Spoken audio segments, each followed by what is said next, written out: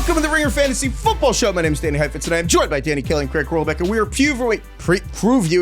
I don't know. It's been a couple. We haven't recorded in 4 days. We're previewing Week 5 of the NFL season. Puberty snuck through. There's a couple words that snuck through there. The classic, my voice broke, and then also I mispronounced the word. That's because we're rusty. We actually didn't do Power Hour this week, so we are back. We're out of Dublin. We are going back to our schedule 4 times a week. Sunday nights, we're going to have Monday waiver episodes for your Wednesday Power Hour, Friday previews.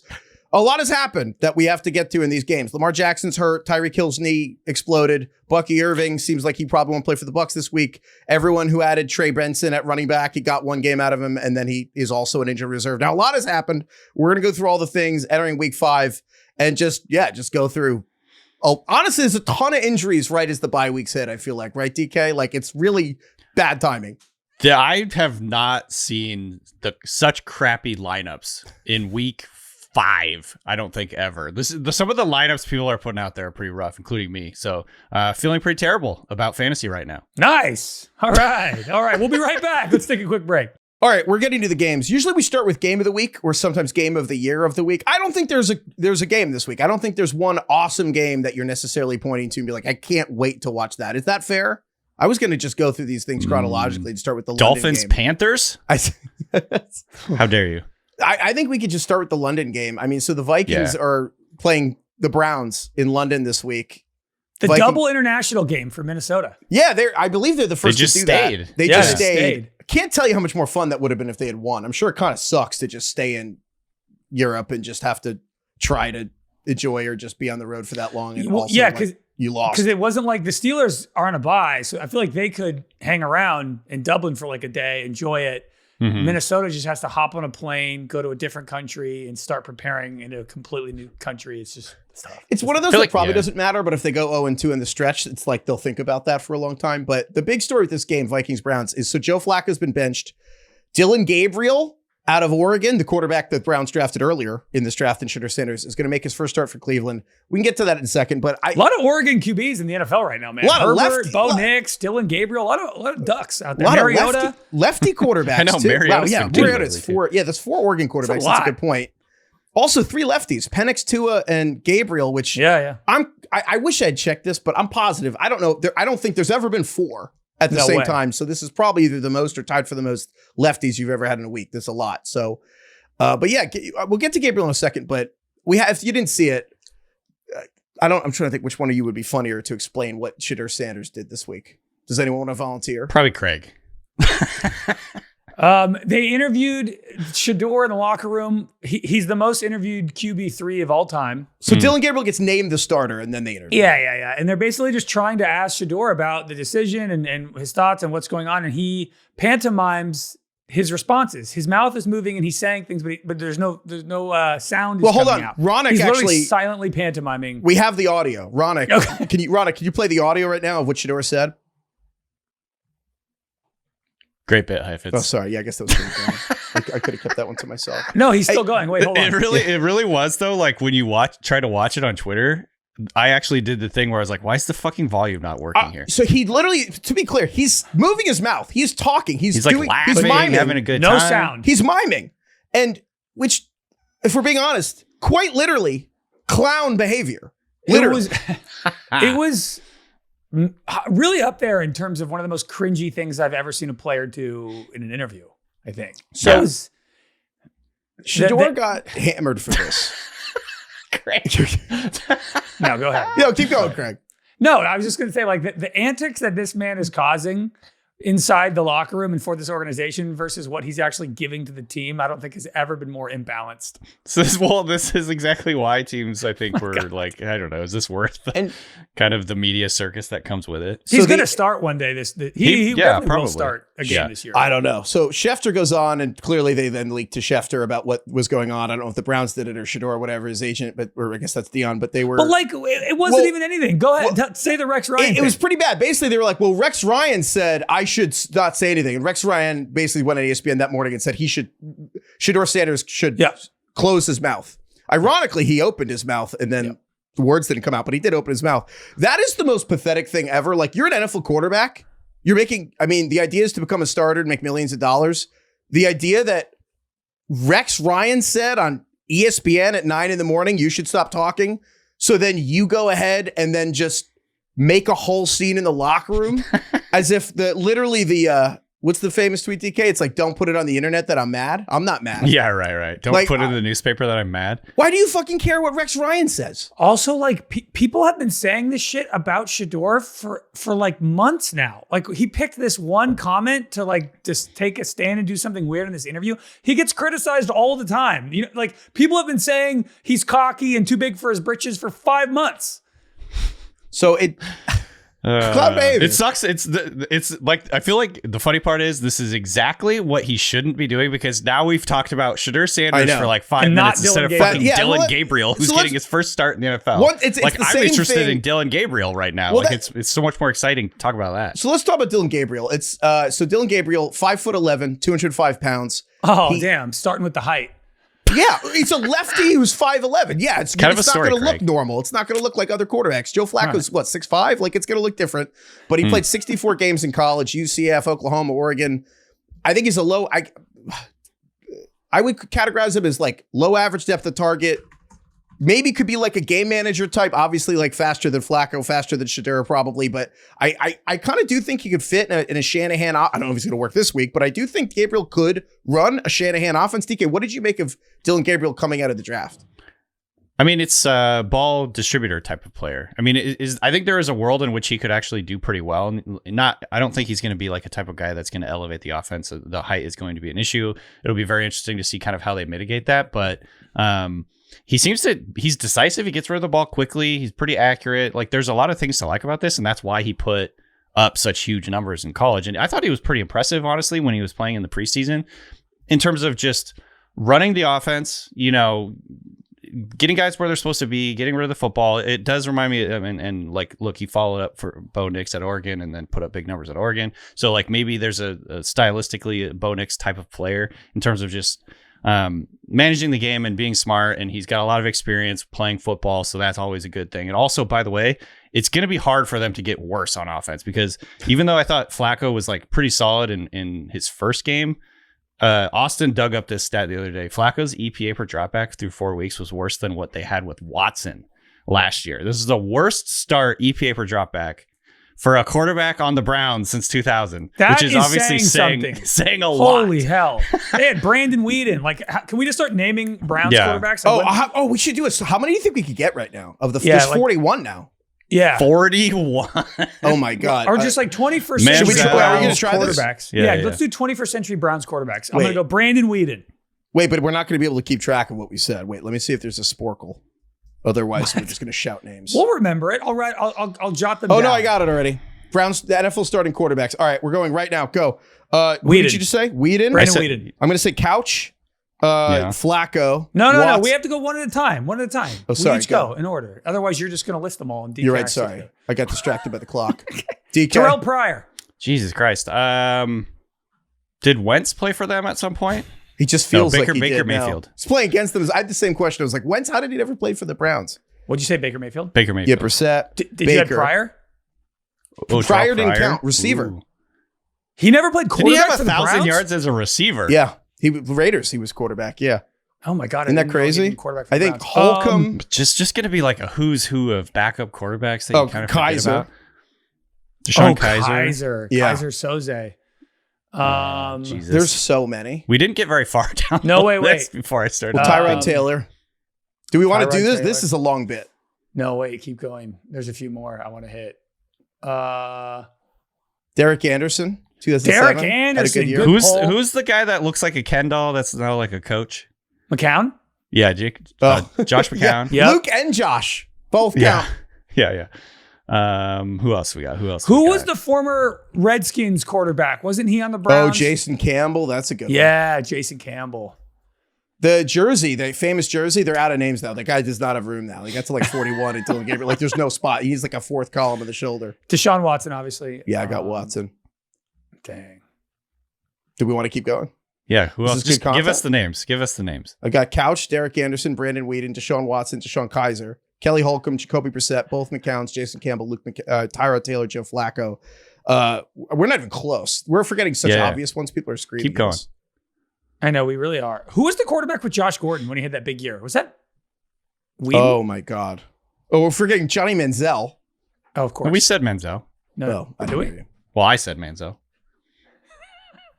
God. You were forgetting obvious ones? Probably. Tom Brady. Yeah, we're forgetting 20. I don't remember.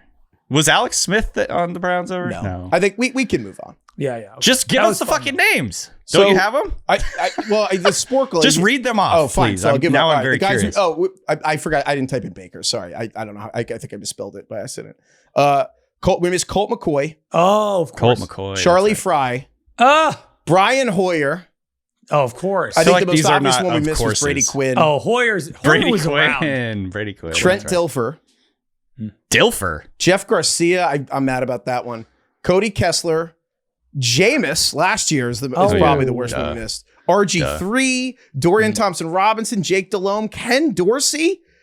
And then there's one, Ty Detmer I never would have got. I do not feel bad at all about missing Case all Keenum. these. Dude, incredibly, Doug Peterson is one of the Browns Doug quarterbacks. Peterson? Wait, I know. what? Dude, Spurgeon Wynn, Connor Shaw, Nick Mullins, Thaddeus Lewis, Kevin Hogan, Bruce Gradkowski, Jeff Driscoll. Josh Gordon's year when he went nuts, he caught passes from Brandon Weeden, Brian Hoyer, and Jason Campbell. They're the only one I averaging a feel new bad quarterback about every 10 games over 25 years. That's pretty crazy. I think the only name I feel bad about not remembering is Jameis there. I feel bad about Hoyer. Hoyer was a staple of the Browns. Big picture, just the most forgettable quarterback of all time. Browns had 2 owners. I think they're on 7 or 8 GMs. They're on like 11 coaches. It's like, yeah, you're on 41 quarterbacks. That's insane. But I do think Gabriel could be solid. I will say, though, in terms of him succeeding in this, the running game's been good. Quinshon Judkins actually has been a top 10 running back last 2 weeks in fantasy. But I don't know how this is going to go with the defense because they're playing the Vikings defense. That's pretty scary. But the flip side, you said about Wentz, the Vikings offense in this game, I just keep thinking about when the Packers left tackle let Myles Garrett go on the inside. He was like, Jordan, run! Run, Jordan! Run! Because run! The Vikings, the left guard Donovan Jackson has this wrist issue he missed last week. Ryan Kelly is in concussion protocol. He'll probably miss this week. Brian O'Neill, the right tackle, did not participate. Does it feel like every team is falling apart right now? Everybody's hurt, man. Right, it does. Everybody's hurt. I do feel like that's the defining aspect of this week is all these teams, like certain teams it's like the Thanos snap. Certain teams just lost like a quarter of their guys in one unit. Yeah. But it feels like we're in for some really ugly football, by the way. And I also saw this stat from Establish the Run. There's only like a third of teams right now are actually leaning pass heavy. Every other team is run super run heavy this year. This is from Adam Leviton. 7 out of 32 teams are leaning towards the pass so far. So we're just getting like ugly, slow, run the ball possession type football so far. I want to go back to the left tackle yelling Jordan run. It's not a bad idea. That's actually a good idea. Like if a quarterback, if the blind side gets beat and the quarterback can't see it, having a verbal cue is a good idea. There should be like a little buzzer in the quarterback's ear or something where it's like, if the left tackle gets beat, like a sound goes off and they know to bail. That's actually not terrible. It's funny that they've like invented entire languages and dialects for what play to do. But then if the actual anything goes wrong with Myles Garrett chasing you, they're just like any other person. Jordan, it's like Jurassic Park. This is a thing that you see in lower levels of football. It's like the sideline will scream run versus pass. The defense knows. You don't see that in the NFL. We got to get NFL players locked in, screaming run versus pass. I know. Just yelling ball. I'm just picturing Craig. You probably won't get this since you didn't watch Lord of the Rings, but Heifetz. So when Gandalf is like run, just have that like run. That sounds like an awesome scene. Yeah, Craig, you 2 buildings. There. You should see it. That was nice. Anyway, I can't wait for Myles Garrett to chase down Walter Rouse at right tackle. However, Myles Garrett also has an ankle injury, so we'll see. But this guy who do you start in this game in terms of? Are you willing to start David Njoku? Dylan Gabriel's first Jerry start. Judy. No, it's like Dylan just Gabriel's sitting. You're sitting start. Everybody on that offense right now. I think Quinshon. You play Judkins. I'd be surprised if you have better options than Judkins on bye. I'm like Judkins is playing pretty well. He's going to get. the ball. Obviously you started Judkins. 90% of the touches in the backfield last week for Cleveland. He got 25 out of 28 touches. So I will say I think times are tough enough on the waiver wire streets right now that people are considering starting guys like Isaiah Bond. and Harold Fannin, Yeah, like the rookies for the Browns. Yeah, I mean, it is looking bleak right now. I would there's not no good options. The third receiver on the Browns. Yeah, I'm not starting anyone. Well, on the Browns. he's second receiver now, probably. Well, is Harold Fannin? Tillman's on IR. I mean, I'm counting Harold Fannin. Harold Fannin is okay. The third passing option. How about that? Sure. Sunday early slate, look past the London games, or anything else on Vikings-Browns for you guys? I think Dylan Gabriel could be good, but this is a tough. If Dylan Gabriel wets his pants, we have to vow to not make anything of him going to a London against the Vikings defense. Like, I actually think, I'm curious to see if I'm sure that will happen. Yeah. Sunday early slate. The Texans are at Baltimore. The Texans are favored by 1.5 points. I mean, this is crazy. So both Texans and Ravens are 1-3. These teams have both won their division for multiple years in a row. Ravens lost to the Bills, the Lions, the Chiefs. In theory, no shame in losing to 3 of the best 5 teams in the NFL. And yet, Ravens season feels like absolutely in tatters. Half the team starters are injured, and I can go through the whole list, but most importantly, Lamar Jackson is, their list team is doubtful, but he's not playing this week. I don't think Lamar's going to play next week either. I feel like it's going to be Cooper Rush this week, Cooper Rush next week, then the Ravens are on bye, so Lamar might cut back. Like, what is that, week 8? But Lamar being out, this is a pretty dire stretch, right, DK? Like, the Ravens are really staring down the barrel of being 1-4. It already feels like a lost season. Yeah. That's how bad it is already. I mean, their whole team is hurt, and all their star players are hurt. Their defense, which was really good last year, is missing multiple starters. They've been the literal worst defense in the NFL through 1 month. And then offensively, nobody's playing well. Derrick Henry's falling. This is like our pets' heads are falling off team for the NFL. Everything that has gone wrong. What is that reference? Is that SNL? Dumb and Dumber. We got no food. We got no jobs. Our pets' heads are falling off. That is the movie you guys quote the most. That's my blindest spot. You got to watch Dumb and Dumber. I man. need to. It's an all-time classic. But yeah, things are going horrifically for the Ravens. This is like actually who I'm like picturing when I said it feels like everyone in the NFL is falling apart. The Ravens is it's crazy. It's worth. Sorry, what were you going to say, Craig?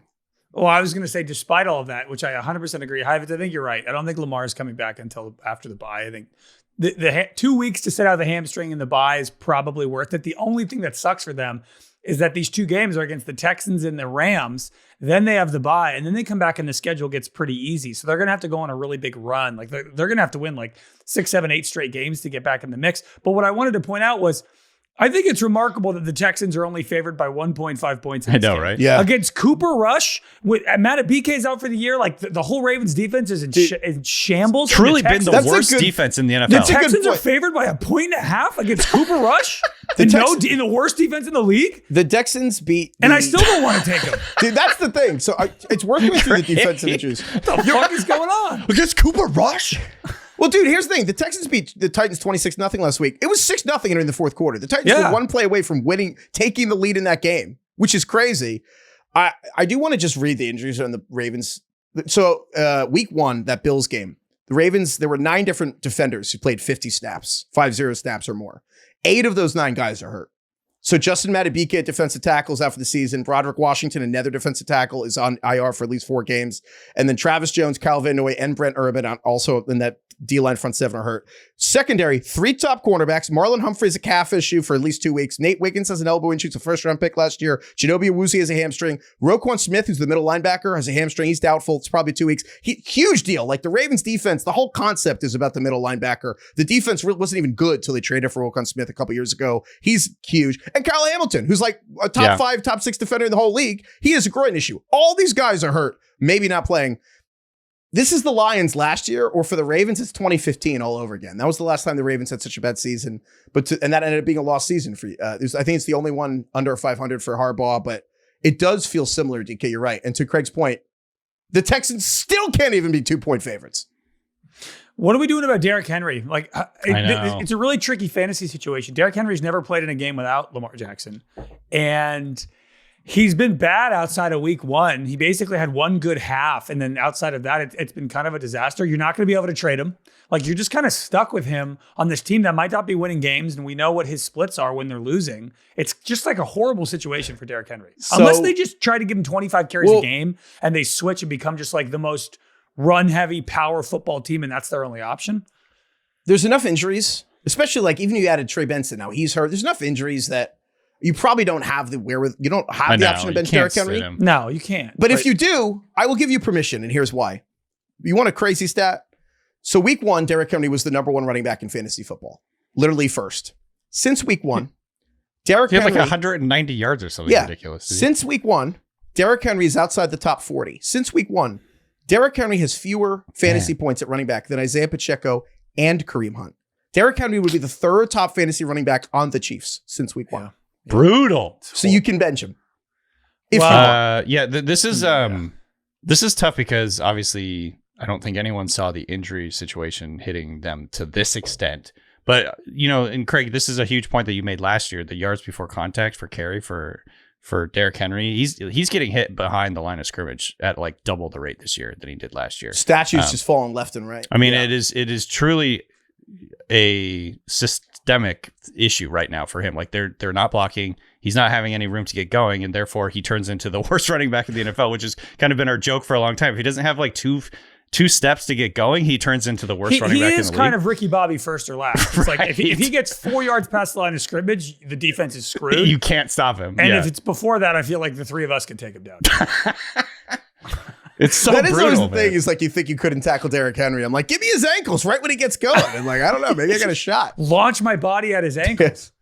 And the Texans. What about the Texans? So I have a question because Woody Marks is one of the big pickups this week in the waiver wire. Are you feeling confident starting him this week? Yeah. Against a really bad Ravens in the middle defense? of the Ravens defense is gone. There's the defensive tackles, Roquan. Like, you absolutely can play. Honestly, I think you play him against anybody. I mean, it's bye weeks. Yeah. There's injuries. Like, I think last week he played half the snaps. Like, he's splitting time with Nick Chubb now. And he looks way better. He was getting a lot of run in the first half too before. Yes, first and second downs. He had a higher snap rate than Nick Chubb on first and second downs. I don't think you should play Woody Marks over Derrick Henry. I think that would be a violation of my fiduciary duty. But like, if your life depended on it and you had to say who was going to score more fantasy points this week, it might be Woody Marks.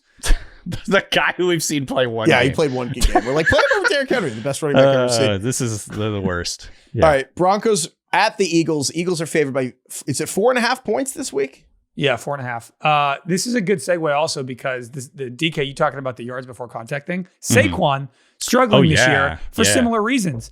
He's averaging 0.95 yards before contact per rush. Last year it was 2.6. So 0.9. So last year he was averaging over 2.5 yards before contact. This year less than a yard. His yards per carry is half of what it was last year. Yeah, I mean, across the board, the simplest way to talk about Saquon, his points per touch, just like in fantasy, when he gets the ball, his points per touch is down 33% this year. And it's indicative in general. I just think the Eagles are fascinating because, like, I think the Broncos are a team that the defense we know is good. Bo Nix is kind of like he plays well against bad defenses, against better teams. He has a trickier time. Their record last year showed that. They basically beat all the bad teams and lost all the good teams. But I think they're a team that, like, you know who they are. They're moving forward. They're getting better. Bo Nix is developing. The Eagles are fascinating because I think they remind me a little bit of the 2019 Warriors and that they're the best team, but they're unhappy. And it's so interesting to have a 4-0 team coming off a Super Bowl that's like unhappy and the vibes are bad. It's just weird. What year was the 2019 Warriors? It was the year that they lost to the Raptors and Durant tore his Achilles. Clay tore his ACL. That was when Draymond and Durant were fighting on the sidelines. Like, aside on the side of the court. It was just like a mess. DK's on Twitter. I also just spilled tea all over myself. I'm not on Twitter. I'm listening. Anyway, I was just thinking. I like the idea of the unhappy, undefeated team. I think is fascinating. I was thinking of, wasn't it Pat Riley who came up with the concept of the disease of me? Or disease of more, yeah. Disease of more, where you get like all these superstars together on a team and you have greatness for a while, but then like eventually everybody wants more and wants like, and it is so funny. Like, AJ Brown, miserable. Yeah. Well, does AJ Brown want more? To see like an Oliver Twist kid being like, please, more? Like, he kind of doesn't have anything. I stand with AJ Brown. I do too. I like AJ Brown, the king of We're on your cryptic side, tweets. AJ Brown. AJ Brown by far is the king of cryptic social media, and isn't he tweeting some Bible verse that says like, don't. I forgot what the Bible verse said. It was basically like, don't complain publicly, and he's tweeting out that verse. It wasn't a Bible verse. I don't think it was. If well, I thought it was. No, it was like, if you're in a toxic situation, quietly withdraw. Don't make a scene, which I don't think is a Bible verse, but maybe. And also that he's not listening to that advice at all. I mean, he's doing interviews left and right. Quietly withdraw, he said on social media to millions of people. He's talking to the media a lot. But look, what he's saying to me makes sense. He's almost like trying to convince himself he's not crazy. He's like, it's okay that I want the ball. I'm good. I help the team. When we're in a crucial situation, I want the ball. Like, I want the responsibility. I'm willing to put the outcome of the game in my hands, and I know that I'm good enough to do that for the team, and I want to help, which I think is like fine. It was a Bible verse, by the way. It said, if you're not welcomed, not listened to, quietly withdraw. Don't make a scene. Shrug your shoulders and be on your way, which is exactly the opposite of what he did. I just assumed it was from the book he read. The Bible. No. Well, no, he's out here reading the Bible. I'm out here reading it. Can I read some astounding Eagles stats for a 4-0 team? I can't believe there was a Bible verse. I just assumed it was the book he was reading on the sideline last year. I didn't. He finished it. He moved on to a new book. He's had enough time. So, guys, you read this? He's had plenty of time. He's on Book Talk. Yeah. Okay, so the Eagles are 4-0, and they've beaten good teams. The Eagles beat the Cowboys, the Rams, the Chiefs, and the Bucks.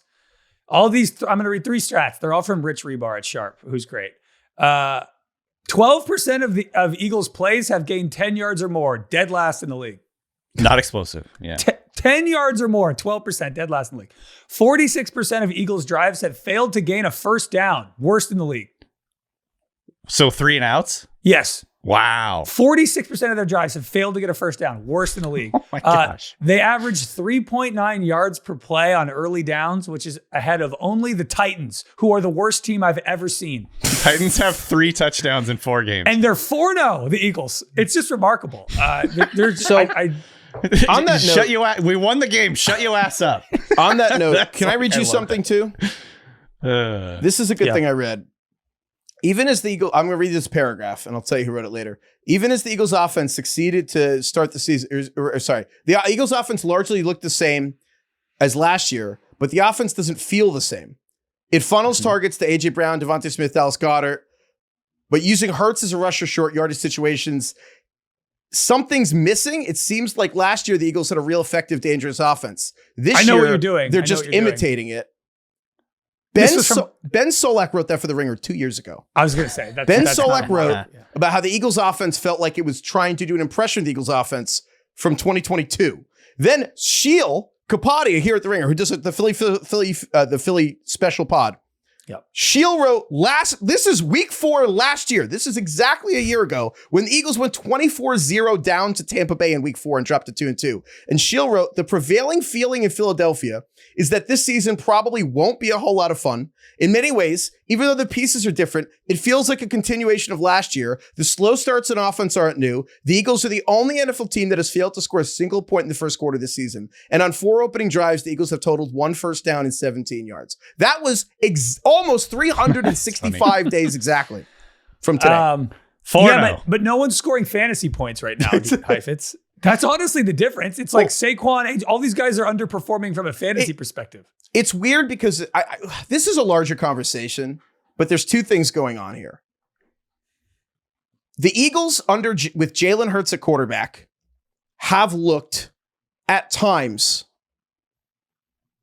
like they are wandering the desert for yards and points for really 4 straight seasons. There has been like month-long stretches where the Eagles could not move the football to save their life. And what is Jalen Hurts, like 18-0 in his last 18 games? 18 in games he started and finished. And so I think where too this busy is winning. I think Jalen Hurts has become obsessed with protecting the ball and is basically convinced that if he doesn't turn the ball over, they will win every game. I mean, he's not wrong either. They're undefeated.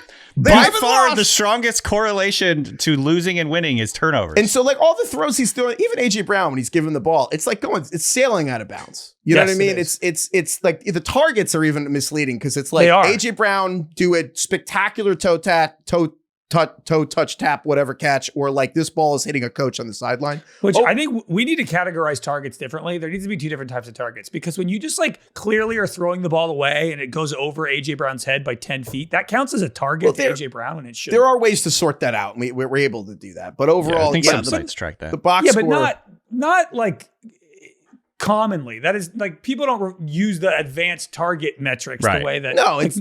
Most people are like, oh, A.J. Brown had 9 targets. It's like, but 5 of them were over his head.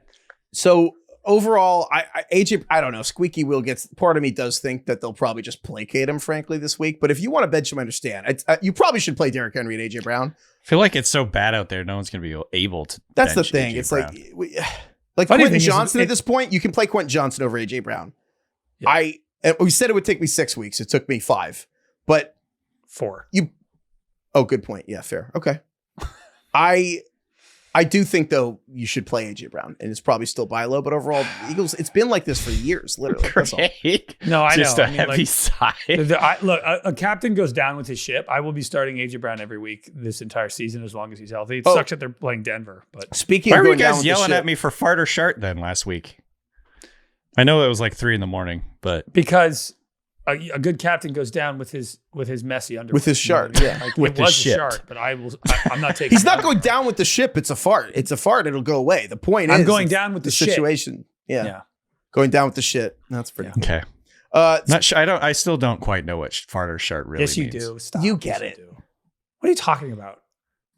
I thought shart meant you just like you have to bench them at this point. Now you guys are both saying you want him. That's you not gotta what play it him. means. Shart means like, is this a real problem or was it a one-off? Right.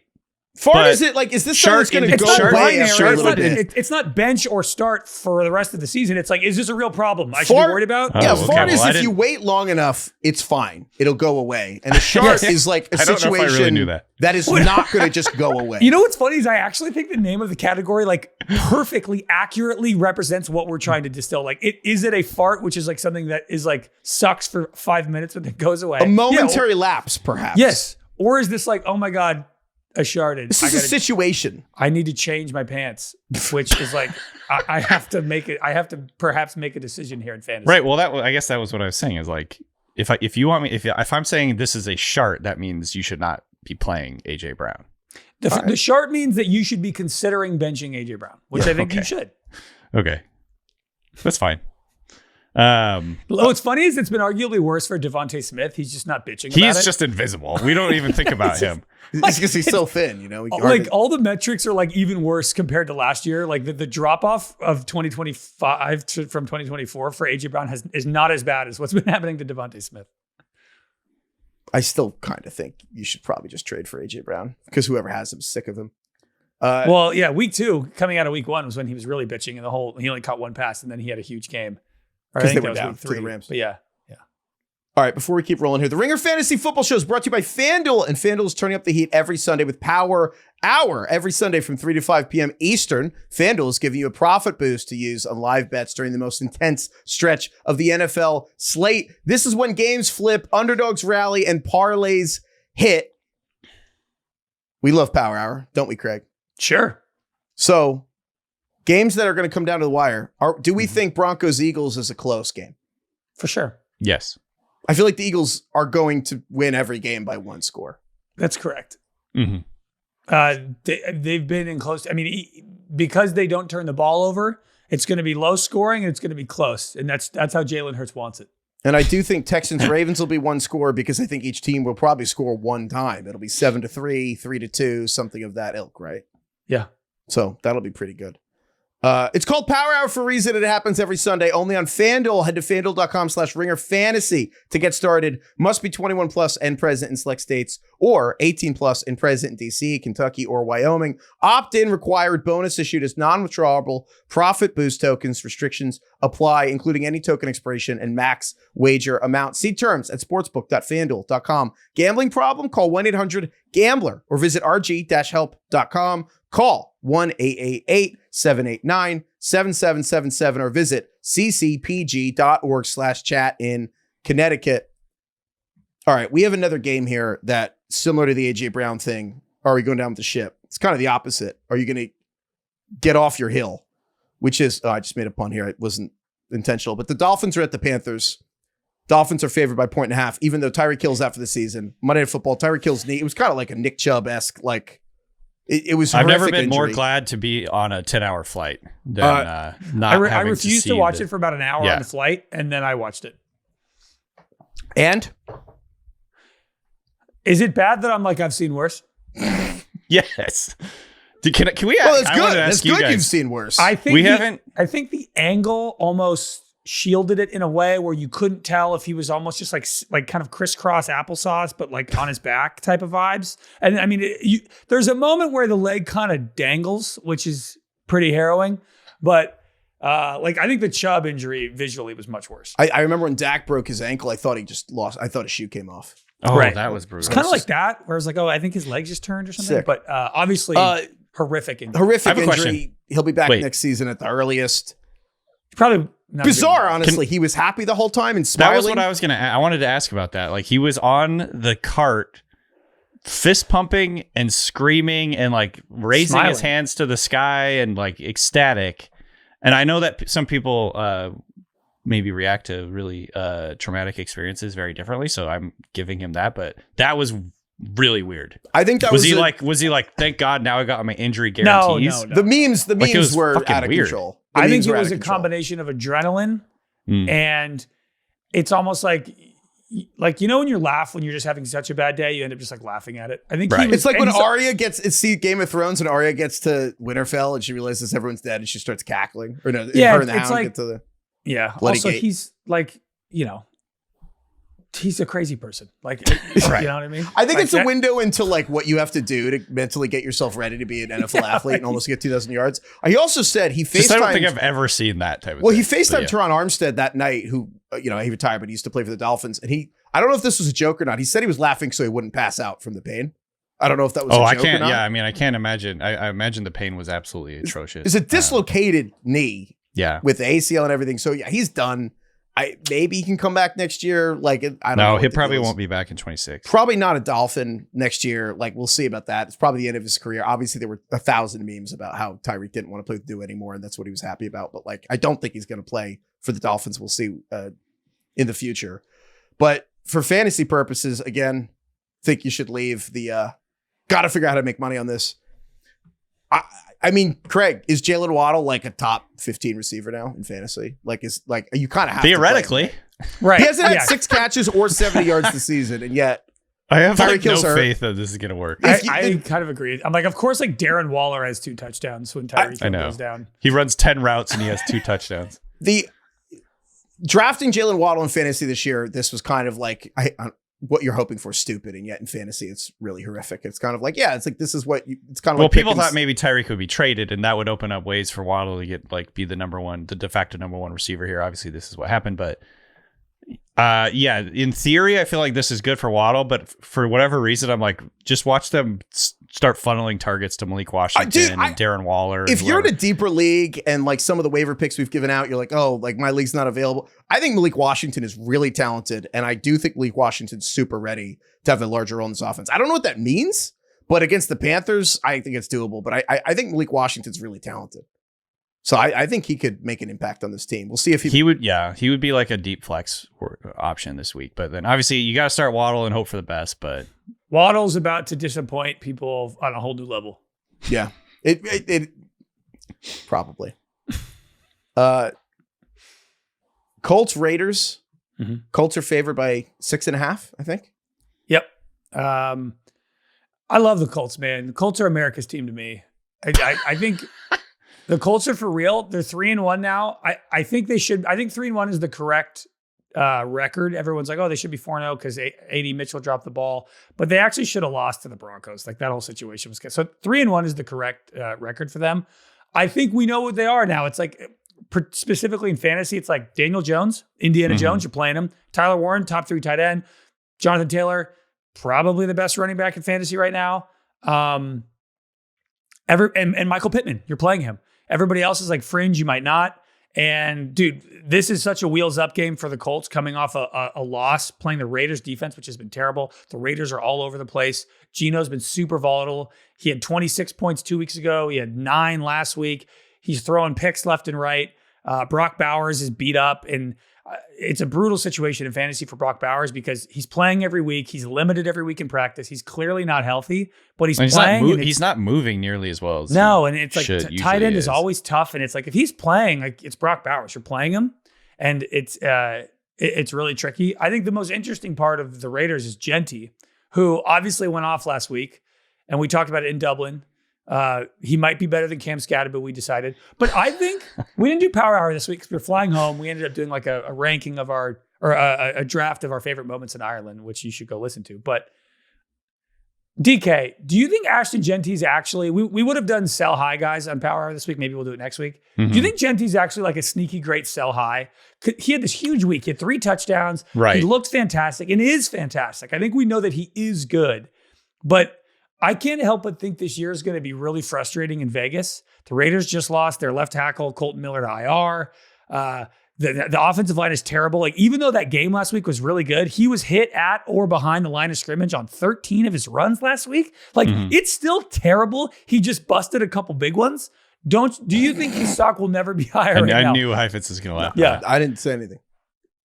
I think, yes, I do think this is a great opportunity if you're looking to get out from the Raiders offense, which has obviously been very, very disappointing on all aspects. Obviously, Brock Bowers has been one of the most disappointing players in fantasy. That's largely injury related, but still, he's been very disappointing. And then Ashton Genty, just there's no room to run, and he's been having to do superhuman things just to get past the line of scrimmage.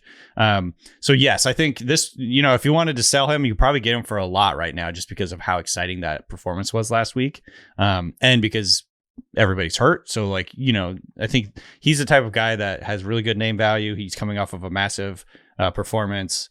People are still looking for, thinking this maybe was his breakout game. He brought back the fucking Michael Myers stance, which seems to be make all the difference in the world. Now it's wheels up because he's scary back there again. He's even coming out and talking about it. He's like, man, it just works. It just works for me. He's like, I don't know how to explain it, but it just I just felt so much better out there doing that. So funny. But at the end of the day, you're right. The offensive line is still awful. It's still terrible. They're probably still going to continue to get hit behind the line of scrimmage at one of the highest rates in the NFL, if not the highest rate in the NFL. Yeah. And they have a couple the Colts, Titans, Chiefs, Jags, Broncos are the next 5 games they have. Those are all good defenses. And then after that, they have the Cowboys, which should be really fun. But then it's Browns, Chargers, Broncos, Eagles, Texans, Giants, Chiefs. That's the full season. It's all the good defenses they have to play. That's the whole season. I mean, last week he was the number 1 running back in fantasy. Despite that, he failed to gain a yard on 38% of his runs. Yeah. It's just wow. So I would say yes. That's pretty I would say incredible. Yes. Yeah. It's hard though, because man, he looked so fucking good. Well, and last week. It just depends if you have a lot of running backs.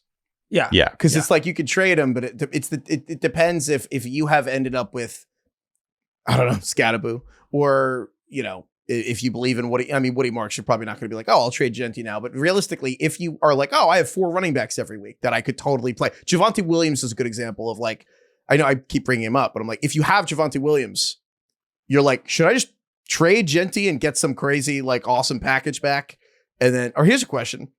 Would you flip Genty for AJ Brown and Brock Bowers? Yeah. No. Yeah. I think I would stick to my priors and keep Genty. Would you flip Genty for Jamar Chase and Kenneth Walker? Man. Chase is Maybe, a difficult conversation. Chase, should we do the Bengals game? Would you do Genty for Chase straight up or no? No. I'd probably hold on. I don't think you have to give up Genty to get Chase. Worse than the Raiders offense. I don't think you have to give up Genty to get Chase. I think I'd probably try to keep those guys together. I don't know. Should we just do this Bengals game right now? Yeah, sure. It's in a later slate, but the Bengals are playing the Lions this week. Lions are favored by 10.5 points. To your point about Chase, not high enough. Do you guys know how many yards? Cincinnati has 821 yards this season as a team. Puka Nacua and Quentin Johnson combined have more yards as receiving than the Bengals have as a total offense. Yeah, so the 2 games with Browning they've played, Jamar Chase has 73 scoreless yards. This is in 2 games. T. Higgins has 4 catches. Yeah. Chase Brown has 91 scoreless yards. None of them have scored a touchdown. They have 1 touchdown in 2 games with Browning, and it went to Drew Sample. We need a word. It's brutal. If you have Jamar Chase, T. Higgins, even Chase Brown, who's like basically Tony Pollard now, we need a word for when you have to play your great players that are underperforming every week. Like, I guess it's the sunk cost fallacy, but there needs to be a fantasy version of that where it's like, you're not going to ever probably sit T. Higgins. You just kind of can't. Well, you can sit T. Higgins. I think Jamar Chase is the question. You can sit T. Higgins. Chase is the question. You took him first. I know. There have been other first overall picks that got injured. Yeah. I don't know if we've talked about a first overall pick that you're like, well, you can't play him. Yeah. But you actually probably you're way more likely to have other options over Chase than you are over Genty. Like, imagine having Derrick Henry and Jamar Chase, and you're like, shit, man, should I bench them for Isaiah Pacheco and Troy Franklin? Like, that's a real conversation you could have. God damn it. Craig, one of my leagues I drafted first round Joe Burrow, second round Derrick Henry. I want to go a month ago and I tell felt us really good about that. I want to go a month ago and say totally this healthy. This was super flex, by the way. Completely healthy. Jamar Chase and Quentin Johnson starter sit would be one of the easiest questions we would get an entire Sunday. Yeah. Sometimes, do you ever just think fantasy's the worst? Yeah, it's ridiculous. I don't know why we do this to ourselves. It's really stupid. I will say the Lions favored by 10.5. At the end of the show, we'll do Ringer 107, and I'm like, it was started as 8.5, I think. Now it's 10.5. More. Part of me is more. 11.5. More. 15.5. More. 18.5. Probably. If I was doing Gets the Lines, I think it would be 19. Is there any team that's more comfortable? They lost. Craig, they lost last week. I think that would be the biggest spread in the history of the NFL. I know. There was a 21 a few years ago. But here's the thing. What? Be one of them. Really? There's been a couple huge spreads. Let me look it up. Ironically, was that one when of them Kendall Hinton lost. started? The Rams-Jets. The Jets, I think the Trevor Lawrence year, the Jets beat the Rams outright. Remember that was like an 18-point spread? But has there ever been a team you guys can remember that's more comfortable running up the score than the Lions? Oh, yeah. Like, the Lions just want to keep, like, they don't care. The biggest spread, the 2013 Broncos, that crazy Peyton Oh, my year. God, yeah. Dude, they were 28-point favorites against the Jags. Wow. Did they cover? No, they won 35-19. Oh, God. 28 by 16. Dude, the Bengals lost last week. They lost 28-3, completely inept, couldn't do anything on offense or defense. And then the week before that, they lost 48-10. That's 25 and 38 points, respectively, that they lost by. It's pretty bad for Jake Browning, I will say, though. The Vikings and Broncos are two of the better defenses we thought coming into the season. The Broncos, right. Nick Benito, who is it Benito fish big?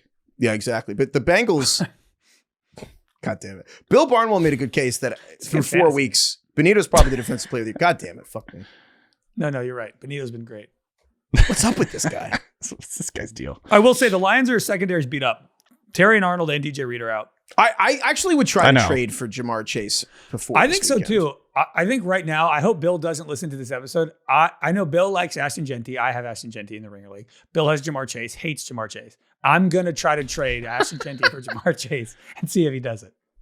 Maybe try to squeeze something else out of him. I'm going to try to find Chase too. I think that's. Rock, don't post this until Craig has sent the trade off. Yeah, I'm going to try. You think he's listening? Minute 48 of this random show? No, we'll find out. Yeah, the Bengals though, it's pretty brutal. I wouldn't. If I had Chase, I wouldn't trade him away though, unless you could get another player that's really legit. But I think this is a conversation for a lot of people. Derrick Henry, Jamar Chase. So you would trade him away if for Ashton Genty. If I had Jamar Chase, it's hard for a specific thing. It depends on your record and stuff. But generally speaking, I would not take the player that was like unanimous number one. I know Burrow's hurt, but coming off the Vikings and Broncos, there's a serious chance those are the worst two Bengals games the Bengals play all season. But you just said no both ways. You said you wouldn't trade Genty for Chase, and now you wouldn't trade Chase for Genty. He just doesn't like trading. No, I love trading. I'm saying I wouldn't. If I'm Jamar Chase guy, I would try to not sell low, is what I'm saying. Like, I would demand something closer to, like, he's probably wouldn't go number one, but I would still try to get a first round price. Does that make sense? Like, I wouldn't try to accept something. I would wait like even one more week. Yeah. And he will be like, today's Thursday. He could be worth a lot more on Monday, is what I'm trying to say. Does that make sense? Yeah. I mean, that's why I'm trying to get rid of Genty right now. Or he could be worth less. See, I think you could try to get Chase without giving up Genty. Interesting. I'd rather try to give two players. and not. This give is up a and keep scintillating chanting. conversation. It is. Yeah, It is. Anyway, I everyone's will turned off say, the show. I'm We're bored the out of clear my now, mind. Craig. I No one's want listening. to. I want to. Yeah, right. I want to point out one fantasy thing for this before we move on from the Bengals-Lions. David Montgomery has been a tricky guy this year. He's been all over the place. He had 28 points in week 3. So you obviously started him in week 4. He had 1 point. I do think this is a week where you play him. I think it's kind of an obvious, like, they're going to be up big. This is a game where they're going to run the ball a lot. They're going to be in the red zone a lot. I think Montgomery, if you're leaning one way or the other, I think you should lean towards playing him this week. I think that's a good call. Giants-Saints. Saints are favored by 1.5 points. What do you guys think about the Saints being favored over the Giants? Ridiculous. Take the Giants. 100%. Yeah. I think we all came to that conclusion separately, which now makes me worried. Yeah, but we should still. totally take the Saints. I will say, I mean, this wasn't a barn burner for these quarterbacks last week. The Rattler for the Saints and Jackson Dart combined last week for 236 passing yards, which isn't incredible. But this is such a weird, bittersweet week for the Giants. Jackson Dart is becoming such a thing for Giants fans. Came Scadaboo and Dart together. Scadaboo is like just absolutely already beloved. He's a psychopath, crazy person, and I love him. But the flip side is Dart only had 111 yards, 54 rushing yards and a touchdown. Now it's like the Giants, we're going to Malik Neighbors is out for the season. And so that's going to be like Darius Slayton and Wandale. So I'm like, oh my God, like it's just mixed emotions that Neighbors is out. I have thought about this a lot. I think for fantasy, Dart's a huge, like you can play him. Yeah. I guess it's a little, bye weeks, you could do a lot worse. I will say though, I'm a little, sometimes I know I have a tendency to be like a nervous Jewish grandmother, kind of watching her kid play, like her small child play high school football in the stands. However, Jackson Dart in his first start got literally he got hit 17 times last week versus the Chargers. 17? The second most in the entire week for any quarterback. That's not sustainable. It's his first game. He had a concussion check and a hamstring injury. And Jackson Dart said this week, quote, "You're not always going to feel 100% after the game, but we really have good training staff here. We have a lot of assets to make sure our bodies are ready for next week. These last few days have been really crucial for me in making sure I'm on the right track and 100% on Sunday." Bitch, you played one game. Sounds like a veteran. You played one game. Why the fuck are we already talking about how the training staff got him ready for Sunday? I'm just saying, you're always going to have rushing and vibes early in a mobile quarterback's career because like you're kind of going off instinct. However, this guy needs to learn to go down like quick. Because I just saw it with Neighbors, incredibly talented, really banged up kind of the entire career. And now he's hurt. I'm like, I really want to see Dart slide and go out of bounds in this game. Yeah, he has the like young puppy mentality. Yes. However, I feel like Daboll has a new lease on life. Like it feels like his coaching mojo is back. Like he now is excited to get out of bed in the morning with Jackson Dart. Like I just think like they're going to be better offensively and more interesting. And it's like Wizard of Oz when it goes back to color. Yeah, right? I guess it goes back to black and white, but whatever. You know what I'm saying? Yes, it feels like the Logan Paul. Remember the Logan Paul YouTube video that he got like super canceled for? Did he get canceled for that one? And there's so many things he probably got canceled for. There was the Japanese Woods video. The one where he was like colorblind and then he put on the glasses and it like showed him color for the first time. And I think it was fake. I don't know. But there's the whole video of like him freaking out about I have no color idea. for the first time. And that is, I feel like that's Daboll with Dart now. Like he's now back in that Daniel Jones first season when they were like cooking and running the ball a lot and winning games. I do feel like that's where he's at right now. He's happy. He's found love again. Dude, but he's so reckless with his love, though. You know, this is the same thing that you mentioned with Daniel Jones that are running around a lot. Like, I feel like he can't help himself. He's gonna just keep running. Well, they want to play out. But Daniel Jones played the whole game. But it's true. It's like part of the equation. I understand that, but like, man, it just feels like he doesn't. He's like if you're gonna really do it, reckless. Do it. You know what I mean? Yeah. Love hard. These are the kind of people Daboll's attracted to. Dude, Daboll's Josh Allen, Daniel Jones, Jackson Dart. Yeah. Not a ton of self-preservation. He lives his life 1 quarter mile at a time. Yeah. 1 quarterback at a time. A quarter mile at a time. Yeah. Daboll does look happy though. Oh yeah. Dude. I mean, food tastes better than it has in years. The photo of him and Dart after the game, forehead to forehead, like an engagement photo shoot. They're in love. And then people used AI. That was the first AI video where obviously it was fake, but there were AI videos of them then start like making out after. And I was like, God. Obviously it was fake because they were making out, but I was like, this looks like I was a little freaked out by the quality. I'm like, we're going to get got soon. I just think everything on the internet's we've already gotten Send it to your dad. See what he says. Maybe he'll think it's real. Have you seen? No, I just saw a video going viral of like these teenagers who were sending videos to their mom that they had let a homeless guy into the house, and the mom, they had no idea. that it was fake, and they were freaking out. They're like, "Why are you doing this?" Yeah, I'm gonna move to the woods soon. Yeah. Anyway, Cowboys-Jets. Yeah, Cowboys are favored by 2.5. I mean, we didn't get to talk about the game, but Cowboys-Packers ended in a tie, which is just at 6 a.m. Ireland time. I went Hilarious. to bed. I was like trying to fall asleep at 5 a.m. Dublin time, and I checked my phone, and the game was still fucking going on. Yeah, it was going to overtime. it was unbelievable. So the Cowboys side of this, Dak Prescott's playing on another level. Yeah, he's a great right now. George Pickens is honestly a top 10 receiver probably right now. George Pickens had one of the better games of his career. 29% target share, 8 catches, 130-ish yards, 2 touchdowns. And then fun fact, most catches in the NFL this season. Puka Nacua, and then it's Jake Ferguson, the tight end for the Cowboys. Yeah, he's on pace. Well, I don't know what his pace is now, but he was on pace for like 150 catches. At He's point. and he would break the catch record at the current pace. Dak's playing so well, and they're throwing it so much. Dak has 23 more completions than the next quarterback. He basically has a game more completions. This than is every the other new quarterback. Bengals, And right? it's also yeah. Javonte Williams on top of it all. I couldn't believe this. Shout out to Rich Rebar at Sharp Football, who Craig mentioned earlier, but he has incredible previews on Fridays or just for the week. Javonte Williams has already tied his career high for rushing touchdowns in the season. He has 4. And I will say, Craig, you said at our live show in New York that we were talking about, I think, name brand, off brand, and you were saying the off-brand Bengals are the Cowboys. We're terrible defense, amazing offense. Every game's going to be a shootout. Chase and Higgins and Chase Brown are really expensive, but like CD is obviously expensive, but then like Pickens and Javonte and Ferguson, all these guys are cheap.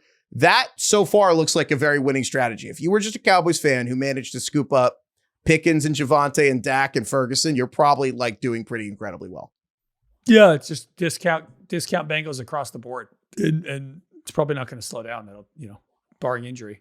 And then there's the Jets, who lost to the Miami Monday Night Football 27-21. Brees Hall had maybe the quote of the entire season so far. Amazing quote. I'm coming around on Brees. Brees, just a tale of 3 out of 4 losses. Teams will shoot themselves in the foot. We come back and shoot ourselves in the head. God. Even by Jet standards, that's an all-timer. How long do you think Aaron Glenn's good vibes can kind of mask the Jets just sucking every week? That's a great question. So the Jets are 0-4, and I'll tell you when. Week 7. Cowboys would be 0-5. Broncos, but if they lose to the Panthers and then the Bengals are week 7 and 8. So even if they win against the Cowboys or Broncos, if the Jets are like 1-7 going in their bye and they lose to the Panthers or the Bengals without Joe Burrow, that will be really bad. But yeah, I mean, so I'm curious what you guys think. Rear 107, I was thinking about the Cowboys being favored by 2.5, and I'm like, I'm not that impressed with the Jets defense. I mean, the Cowboys just went toe to toe with Green Bay, and I know Green Bay's not as good as we thought they were, but I don't know. I mean, the Cowboys are probably designed to blow this game. I know. And there is a chance, like the way the Jets looked week 1 against the Steelers, where they ran all over them. Like I do think that's possible again. Where That is true. Justin Fields have 200 yards rushing. Fields, by the way, is the new standard bearer for the don't watch him play, just look at the box score with the points. Because I don't think the quarterbacking is great, but the fantasy rushing is out of this world. He's averaging 20 fantasy points a game. He had that crazy long touchdown run last week that was amazing. Yeah. This isn't the first time I'm realizing this at all, like even remotely, but man, it's got to suck to be a Jets fan. Like truly. Every year. Oh, but at least how low can we go? At least if you're a Jets fan, though, the baseball team you probably like is got to be good, right? Oh, Dickie didn't get the joke because he doesn't know anything about baseball. No, the Mets. Oh, I thought that was directed to Heifetz. Sorry, I was letting no, the Yankees. Well, I hope the Yankees beat the Red Sox. No, it's generally speaking, it's Yankees, Giants, Jets. There's a lot Jets, Mets. It's a lot of overlap. The Mets just had one of the worst collapses maybe ever. It's just brutal. Certainly in 15 years of the team. They have the highest payroll in the MLB. As Sal said, they almost became the first team to ever go 20 games over 500 and then miss the playoffs. Be under 500. So that's tough. Sorry for all those Mets fans out there. Jets, Mets. Roger Sherman posted on Blue Sky this week. He was like, the thing about the Jets playing in prime time is all I want from my favorite team, the Jets, is for everyone to forget that they exist, to never see them play football ever again and for them to just disband. Disband. It's like the True Detective quote. He's like, I think the most honorable thing that humanity can do is join hands, walk hand in hand into what's the shit? Oblivion? Like extinction. Walk hand in hand into extinction. Everyone join hands, stop reproducing, and walk hand in hand into extinction. It should be like a guillotine league where the Jets just give all their players to the rest of the NFL and then quit. Seriously. Garrett Wilson, though. You can play him. Garrett Wilson did well. He's fun. Late afternoon games here. We already talked about Bengals-Lions, which should be a bloodbath, but then you got Seahawks are at Tampa Bay. DK, what do you make of Seahawks at Tampa Bay? Seahawks are favored by 3. Yeah, I think this is an interesting one, and I'm like inclined to think the Seahawks have the distinct advantage here just because of the injury situation for the Bucs. Obviously, I hate doing that because I feel like I'm jinxing my team, but yeah, the Bucs are insanely banged up right now. Bucky Irving is in a boot. I've never seen more like late breaking injury news than ever before this year. Yeah. I feel like we've had so many instances where the game happens, a day or two goes by, and then we find out some guy suffered like some massive injury. I know. Also, the Bucky stuff is weird. I can't remember the last time a guy was in a walking boot and crutches on Wednesday. And they're like, well, he might play. I think it's just to stabilize the injury. I guess it was like a foot sprain or something. But anyway, but if you have to stabilize your foot, you're right. I just can't believe that that's even on the table. That These guys are tough. He got the injury, then he came back in the game and finished the game too. Yeah. He could barely walk back to the locker room. That's adrenaline, man. Anyway, so Bucky Irving is hurt. Emeka Egbuka, I mean, he's playing, but he's still nursing a hip injury. Chris Godwin is back, and he's playing full time, but he's still, I think, working his way back up. Mike Evans is still going to be out. The offensive line is a mess. They did get Tristan Wirfs back, but they have multiple starters down. Even Baker Mayfield is on the injury report because of multiple injuries. Like it's like hip and I can't even remember. He's got multiple injuries right now that he's going through. Basically, the Bucs have gotten to where they are with Baker Mayfield, moxie, and smelling salts. Essentially, just him carrying the team in these crucial moments and making some massive big plays, as Craig likes to say, big time flows. Big time flows. How many? Does Baker Mayfield, big time flow. How many does he have? 11. He has 11 big time flows. Does he? He has 11. He does have 11. He's third in the NFL in big time flows, right behind Stafford and Dak. He also leads the NFL in turnover worthy flows. Boo boos. So yes, the ouchies. Yeah, the whoopsie daisies. Whoopsie. It's like just big time. My son's teacher, like if anyone is like doing something they're not supposed to do, she goes like it's like a dog almost. It's so great. It works. I feel really like well. if I was in PE in high school and I was like, hey, let's keep stats for this season when we play flag football, and I was like, let's call these big time throws, they'd say that sounds stupid, Craig. Anyway, so that's the injury situation for the Bucs. That worries me. And meanwhile, the Seahawks are kind of rounding into form and playing really well. Yeah. Again, I'm trying to acknowledge I'm not trying to jinx my team. You can say your team is playing well. And you're literally favored. It's not a jinx to say you should win. You're acknowledging they could blow the game, and you're scared they'll blow the game. I think a jinx is saying they'll definitely win. Or a jinx is like they're going to win the Super Bowl. You've been like the Seahawks are playing well right now. The Seahawks are healthy and playing better. They're healthier than the Buccaneers, and they're quite literally number 1 in overall DVOA through 4 games. 6th on offense, 1st on defense. Also, I did not realize this, but 1st in special teams. Sam Darnold is playing really, really well. I got to shout out Sam Darnold because I was pretty, I think, critical, and I didn't really believe this was going to work that well. And he's so far been nails. He's been one of the best and most efficient quarterbacks in the NFL through a month. That's the other part of this game that's the most interesting to me is that this is Baker Mayfield versus Sam Darnold. These are like the two Panthers. I mean, look at the Panthers, like looking at this game, if this ends up being a cool game. But 1st and 3rd pick of the draft that year. 1st and 3rd pick in 2018. Mm-hmm. Baker went from the Browns to the Panthers, cut to the Rams. I mean, between that and all college transfers, I think he had like him and Jalen Hurts had like 10 offenses in 11 years or something. And then you have Darnold, who's just like kind of became a journeyman. I mean, the Minnesota thing, people forget he was on the Niners. It's just a backup to Purdy for a year. Dude, yeah, he had to take like a year in purgatory. These guys, very winding road. Like, the Sheryl Sandberg thing is not a career ladder. It's a freaking jungle gym. Like these guys, like it's been crazy all over. And it's funny to think that these are two of the better teams in the NFC. I know the Bucs are really hurt, but what was the jungle gym line? Who said that? Sheryl Sandberg. Oh, The one thing I will say, she was more popular when the line, it was a good line at the time. Yeah. About this game, the one thing that I worry about is the Buccaneers are the league's best run defense, and the Seahawks, their identity is basically goes through the run, right? Like they want to run and then throw off of play action and things like that. The Seahawks run game this year has actually not been very good. They're 30th in rushing success rate, 31st in stuff rate, and 20th in yards before contact per rush. So what you're saying is Vita Vea for the Bucs is a brick wall, and you're worried the Seahawks are going to literally bang their heads into a brick wall over and over yes, again. if I can create a narrative that makes me worried about this game, which I am doing right now live in person, is that they're going to have first and second down runs for 1 and negative yards, and then they're basically going to rely on Sam Darnold to make big plays on third down, and that like worries me a little bit. So basically, the key to this game for the Seahawks to me is, can they run on early downs? Probably not. I know it doesn't bode well, considering they're a very bad early down run team against the best run defense in the NFL. When Todd Bowles comes out on Wednesday, as he did yesterday, and says we have more guys who couldn't practice today than could, it'll be really embarrassing when you lose. Put it that way. Sure. Next game here. Washington is at the Chargers. Chargers are favored by 3. Yeah, it's depressing. It looks like Jaden Daniels is going to play, but it's depressing what's happening with the Chargers, because I feel like a lot of the a lot of the momentum is kind of going away. They started out so hot, they look so good, but they're just so banged up on the offensive line, and it's just ruining everything. It sucks. Rashawn Slater, their tackle, is out for the year. He got hurt before the season started. But Joel, their other great tackle, he's out multiple weeks with a high ankle. Their guard, Mekhi Becton, has a concussion. He might not play. Like, the offensive line is in shambles, and the Chargers are now, are starting to look like the old Chargers that we just graduated them from. Herbert, I can't tell if Herbert is I'm curious what you guys think. Like if Herbert is a sell high or if he's a buy low. Like, I kind of can't tell.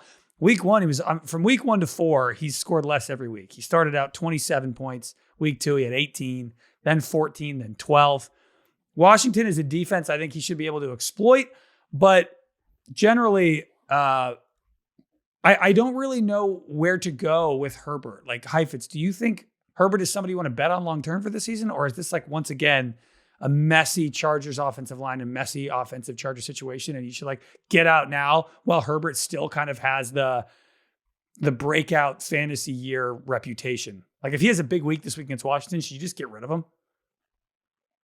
Maybe, because the Commanders and Dolphins, and I think that those should be 2 games. But after that, it's like Colts, Vikings, Titans, Steelers, Jags. Like, those are more solid defenses. I mean, it's tough because on one hand, it's funny.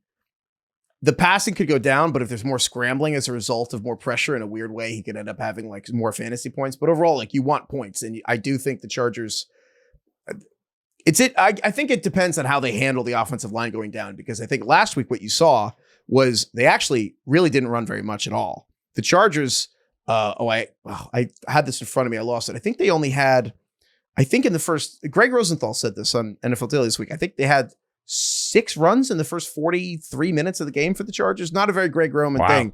So I do think, and again, it does, for if it's a rookie quarterback like Dylan Gabriel this week, or in a situation with the Chargers, the first thing you think when your offensive line's hurt, or if you have a rookie quarterback or something, is like, oh, well, if we run the ball, it'll make third down easier. No, they're kind of expecting you to run the ball on first down, and you get into a third and long. In these situations, you actually kind of want to throw on first down, because that's the easiest one for your offensive line to protect you, is when they actually are worried about the run. It's much harder for a bad offensive line or an inexperienced line like the Chargers with 2 backup tackles and maybe a backup guard.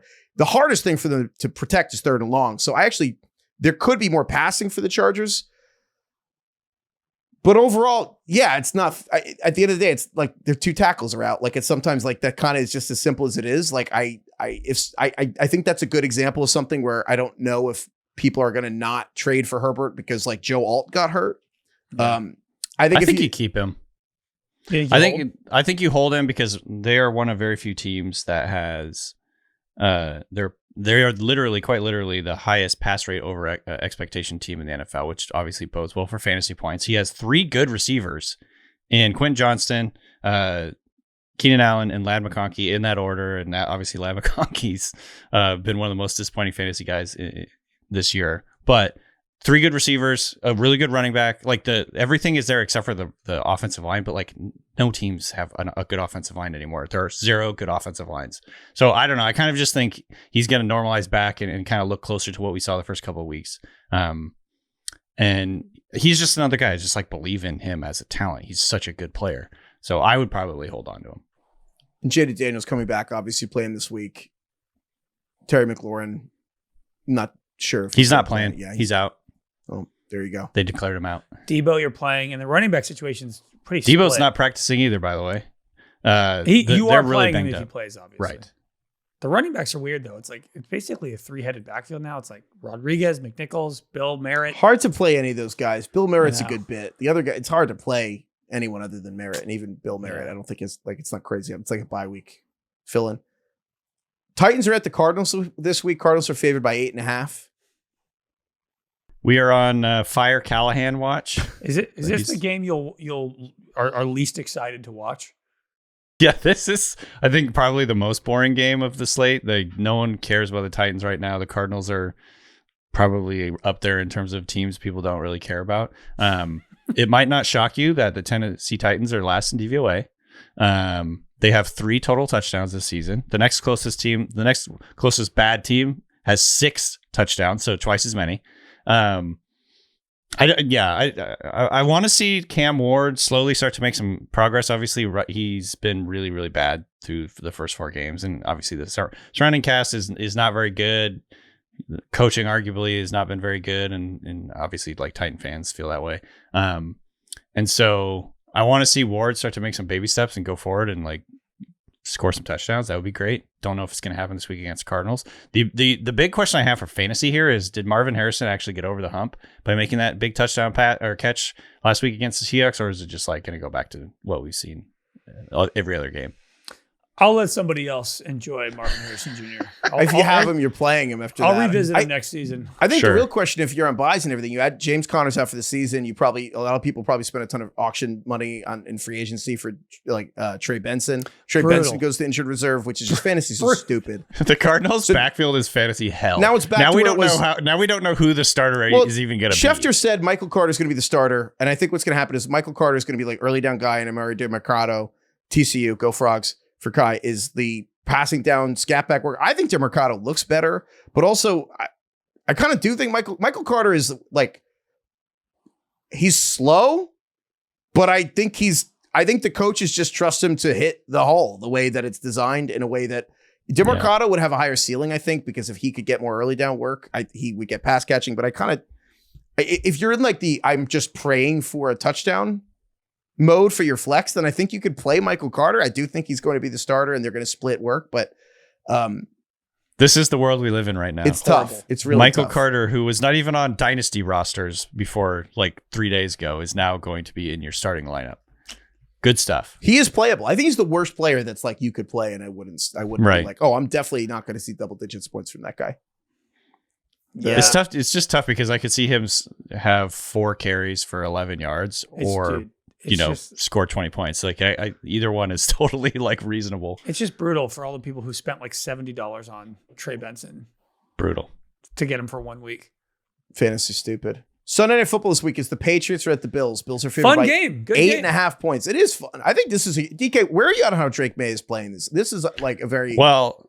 I think there's been some stats being thrown around after 1 month. May is by far the cleanest of the 2024 quarterbacks this season. The second year quarterbacks, he's averaging 8 yards per attempt, which is first among all those players. So that includes Penix, Caleb, Jaden, Nix, and Rattler on that list. So he's 8 yards per attempt. That's first.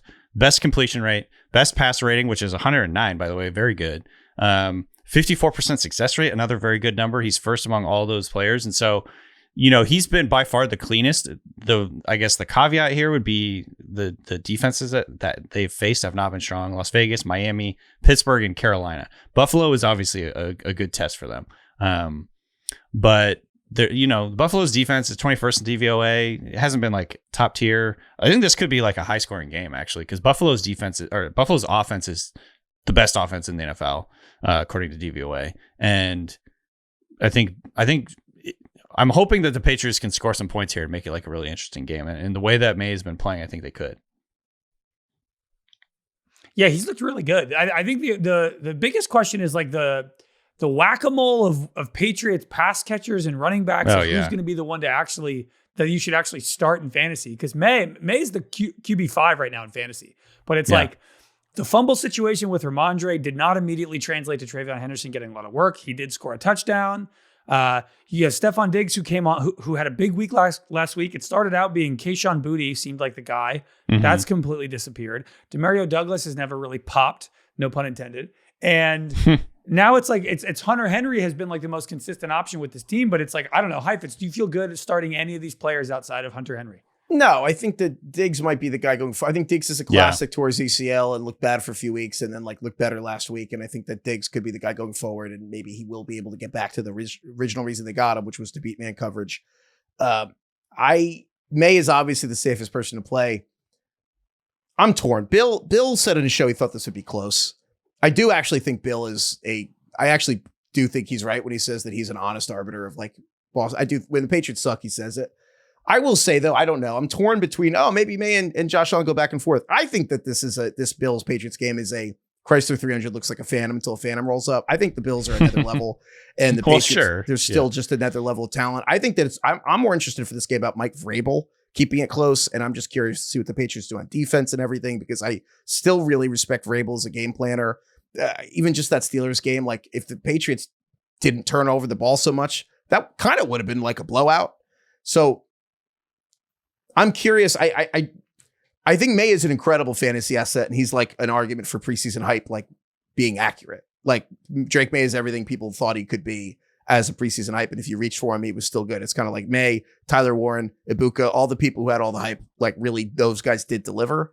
But for fantasy, I don't feel good playing any of the pass catchers in New England right now. It's just. Do you think there's any revenge game stuff with Diggs going back to Buffalo?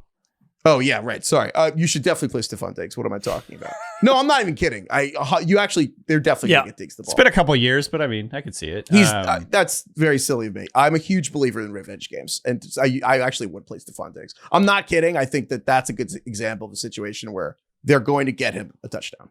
I think he's kind of, we were talking to some Patriots beat reporters before the season. It was like, is Boutte going to be the guy? Is it Demario Douglas? And I think that what we mainly heard was that eventually it will be Diggs. Like right now, it's probably not going to be Diggs because he's starting slow and everything coming off the injury. But I think we're starting to see that. So Diggs would be the guy that I feel the most comfortable starting here. When you go to the other side of the ball, the Bills pass catcher rotation remains a total fantasy nightmare as well. I think Khalil Shakir is the de facto number one for that team, but he only plays like 60% of the snaps. He's not in there for the most part on 3 receiver sets.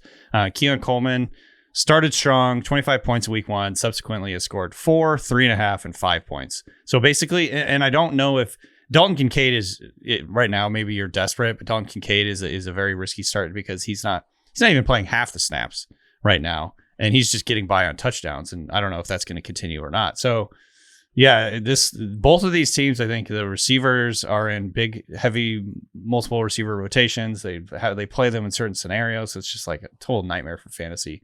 So it's kind of a bummer. It continues to be there continues to not be like any reliable pass catchers for the Bills in that Josh Allen offense. There is something funny about the best offense in the NFL being a kind of a terrible fantasy football offense. Yeah, exactly. It's just James Cook and Josh Allen absorbing all the touchdowns. James Cook is once again scoring a ton of touchdowns, which is it follows our theory. When somebody has a ridiculous amount of touchdowns and they're good, that means they'll just keep doing that. It will happen again. It will continue. Also, sorry, I'm anti-analytics. 1 second, I'm busy. Stephon Diggs to score 2 touchdowns in this game is 19-1. I'm going to bet that right now. There we go. No, I'm not kidding. I'm literally betting that right now. Isn't that? I just think like that's going to happen. Heifetz loves that. Yeah. Oh, sorry, 22-1. I am doing that right now. Revenge, underrated. Monday Night Football is Chiefs are at the Jaguars. Jags getting a Monday Night Football game. kind of a fun game, I think.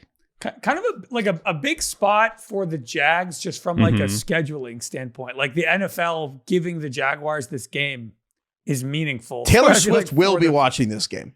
She will see all the empty seats. Yeah, she will. She might even perform. Who knows?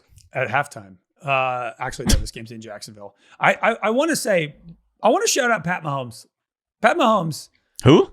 Quarterback for the Chiefs. Oh, yeah. He's won a couple of Super Bowls. Right. Three, QB3 in fantasy. He's averaging 22 fantasy points a game, very quietly. Look at our boy. Yes, and the first 2 weeks he did it with his legs. The last 2 weeks he's done it with his arms.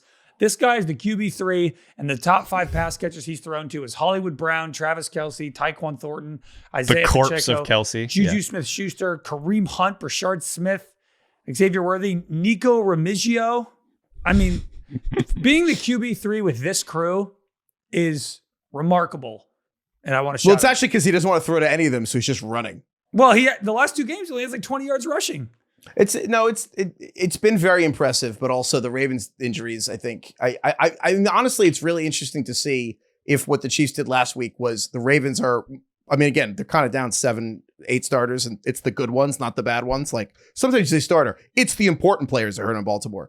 Jacksonville, kind of the same. Josh Hines Allen, who quietly having an amazing season. I'm not sure he had a wrist surgery. Sorry. That was Trayvon Walker. Trayvon Walker. Sorry, the other number one pick they have. Trayvon Walker had wrist surgery. I don't know if he's going to play on Monday. So they do have Josh Hines who's playing. Josh Hines. God, I always get that wrong. Josh Hines Allen. Yeah. The Jags defense finally looks like a team that has like 7 homegrown first-round picks on their team. They're all just playing better. I will take it more seriously if the Chiefs just look good with Worthy. And part of me thinks if the Chiefs perform really well this week, the Chiefs could just go back to being a really good offense when Rashee Rice comes back, because when Rice is there, Worthy being around did change things more than I thought. Worthy just looked healthier than I thought he would with the shoulder issue. And I'm really curious if that was just the Ravens broke down or if the Chiefs are going to go back to making everything look so fucking hard every play. Yeah, I'm very curious to see whether this was like an actual mojo change. Like Xavier Worthy came in and kind of changed things for them. Maybe this is what they actually were going to look like before Worthy got hurt on like the first play of their first game. But yeah, this Jags defense is solid. Number 3 in DVOA right now. They've only faced one good offense so far in Cincinnati. Their other opponents, Panthers, Texans, and 49ers. I mean, the 49ers are just so banged up. I don't know if they're necessarily a good offense. So, it is going to, I think it's a test for both of these teams, honestly. If the Jags can hold the Chiefs down and stifle them, then I think I believe that the Jags are a really good defense. And if the Chiefs can come out and play well and execute and be efficient and explosive and do the things they did last week, then I'll believe they're a good offense. This is a good transition into Ringer 107, which is brought to you by FanDuel. Because the Chiefs are favored by 3 points in this game, and Bill and Sal were joking that they want to take the Jags. And then they were like, halfway through this game, are we going to sit back and think, did we really just bet on Trevor Lawrence over Patrick fucking Mahomes? Yeah. You know what I mean?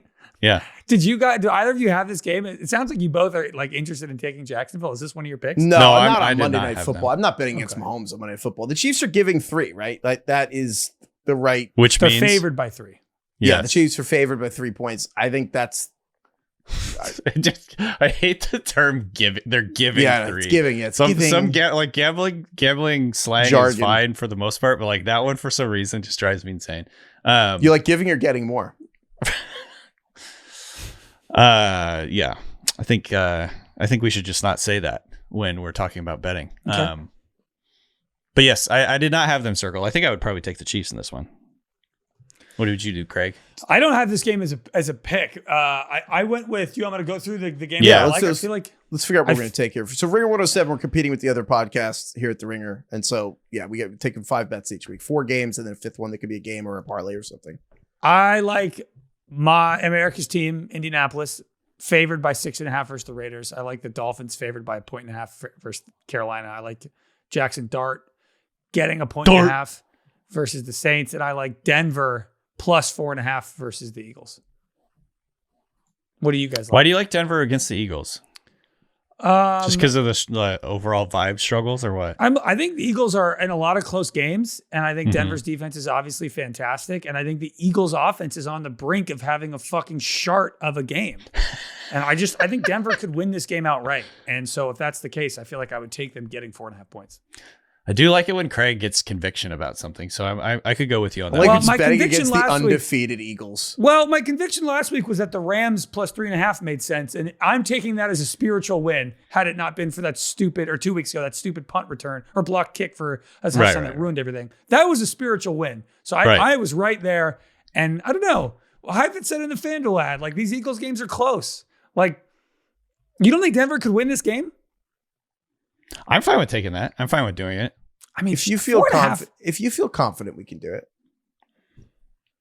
Do you want me to tell you mine real quick, and then we can? Yeah, let's see if there's overlap. So the ones that I had circled were Lions favored by 10.5 at the Bengals. Right. You think it should be 19? I think it should be 28. No, and obviously it was everything. And then also, just like you said, Dan Campbell has never been shy about just pouring it on. Just fucking let's go. Like they'll be winning by 20 and he'll be running trick plays and stuff.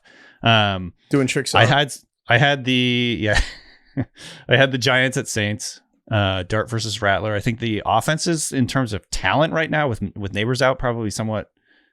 Maybe the Saints are more talented, but I think Dart is going to be better than Rattler. Yeah.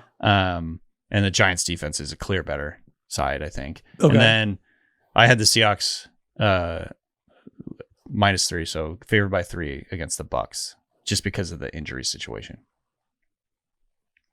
Okay, Heifetz, what do you got? I agree with all those things, and I just see. Do you just like Game of Thrones? You look into the flames, like I can just see how it's like. I just seen Baker drive down to like beat Seattle. You know what I mean? Improbably, but I don't like betting against Baker. I agree with that. They're all so also, hurt. by the way, the Seahawks are at home in this game. I think we had it written down incorrectly. But I kind of want to just, if we lose against Baker, we cannot bet against the Bucs the rest of the season. But I do think the Seahawks are the best team in the NFL that are not being treated like it. And maybe that's really unwise to say about Darnold, but maybe it's also more of a playoff problem where it's like Darnold won 14 games last year. And I kind of think there's just value right now and just kind of just taking the Seahawks. I kind of want to just take the Seahawks every week until it doesn't work. Okay. So you want to do... I kind of like the Lions 10.5 thing. I know it's kind of crazy to lay that many points. I don't really care. I kind of want to do it. I think the Lions are going to score 20, 28, 30 points, and I just don't. So I don't think the Bengals. I mean, the Bengals are just inept on both sides of the ball. Weird shit happens in the NFL every week. You can lose, but I'm like, I just think the Lions are going to put up 30. Yeah, I think you're right. All right, so then do we want to do Lions, Giants, Broncos for me, Colts, and Seahawks? We all just instantly agreed the Giants was a good bet. That's always that's a sign for Costanza. You want to bail? We can bail. Should we take the Saints? Bet against Dart 2 weeks in a row. Fuck the lemons and bail. Keep betting against Dart so that it keeps winning. For you, just for you. How do we feel? Do you guys like Heifetz, didn't you last week you take the Chargers? I did. You idiot. You should have known better. Greg you should have known. So mad at you. Fine. Well, take, wait, what about Miami minus 1.5 versus Carolina? Ewing theory, they're better off without Tyreek. Carolina is terrible. Their offensive line's banged up. They have a horrible defense. Miami just beat the Jets. Miami's like quietly scored a decent amount of points the last 2 weeks. I would take my. Oh my God, dude, this is so crazy. I'm gonna take Miami without Tyreek. Wait, hold on. Before you choose on Miami, okay? Did we talk about Texans favored by 1.5 against the Ravens? Like, do we not? That's the rattiest rat line in the world. We're not. I refuse to bet on fucking Cooper what's Rush. his name? Cooper Rush.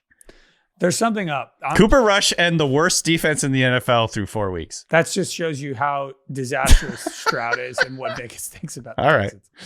All right. Just wanted to throw it out there. It is funny to think the Ravens are probably going to win that game. The Ravens are going to win that game. We should take the Ravens. Should we just bet the Ravens? Yeah. Should we just do it? Should we bet the Ravens? Yeah. Wait, because this is what the Costanza's for. The Costanza, we got off track last year. The Costanza's for... Should we flex and take the Ravens money line? Just to let everyone else know in Ringer 107 that we're not fucking around.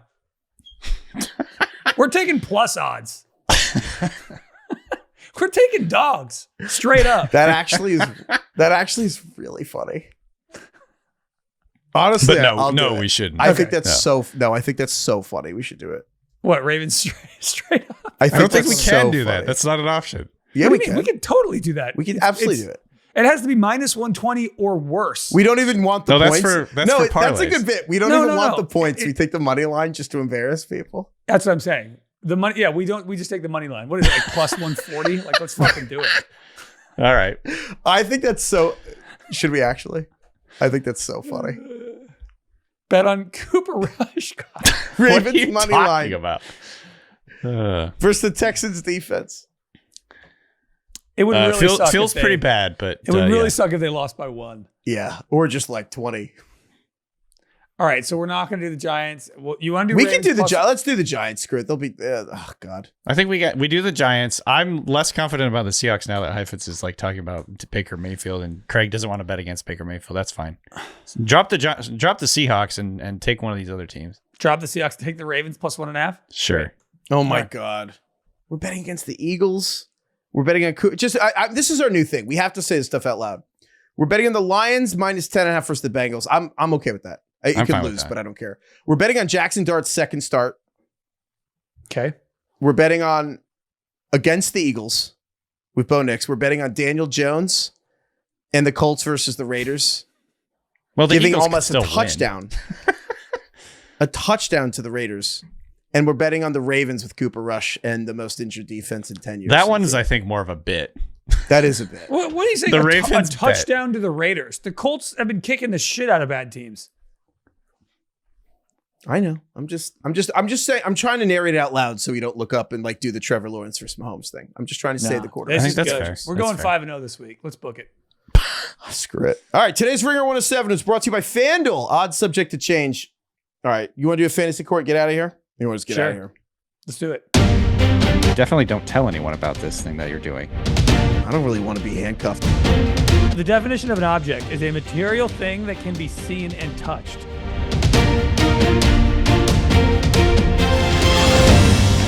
All right. This is from Chris. Chrissy! C-Bone. Breakfast was almond butter on rice cake. Okay. Rice cakes are not my favorite. No. That's Just- the almond butter's for. Just the driest substance on earth. Yeah. And plus the almond butter's like even that's That. How do you breathe? How can you get that? How can you even swallow that? Wash that down. This guy must have the most powerful saliva known to man.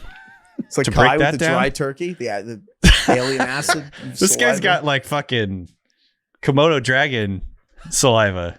Break that shit Maybe down. he just swallows it whole like a snake. Well, Chris says, please settle this debate in my league full of 40-year-old dads in case that wasn't obvious from my breakfast of trying to lower my cholesterol. So there you go. Okay. That's what you guys for cholesterol Oh, there we shaming go. him. Okay, well, I support that. That's fine. I don't think it didn't sound like you did. Just like you might want to soak it in water or something. That's all. Well, like grits? What do Anyway, you- continue. That would disintegrate immediately. It's crazy. Porridge. Maybe Chris some says- honey or something? I don't know. What is the purpose of a shotgun 0-point punishment? Mhm. Oh, DK. So DK was freaking out honestly, we were literally in the press box for Vikings Steelers. DK's Oh my biggest God. concern was T.J. Hawkinson had no catches. And he I just turns to us thought in the we middle were of in the the game. trust tree. I thought that we were. Well, if you really want to cut it, we can cut it. No, it's fine. In the Into middle of the fourth game, he quarter, turns to us and he's like, Hawkins had Craig, 0 catches. It was yeah, fourth we were in quarter. the fourth quarter, and I kept looking over at Craig like, "Come on, fucking Hawkinson, you're killing me." I know. When I He found, ended up with like Craig looked at me and said, "This is a big." But drive explain, for DK, TJ what's going on in Hawkinson." your league. And then he had like 3 catches on the drive. Explain. So in my league, in my main home league, if you get a 0 from any player, including defense, by the way, Craig, I don't know if I told you, but I did get a 0 for the Packers. So I had to shotgun a beer when I got home from a 11-hour flight. oh my God.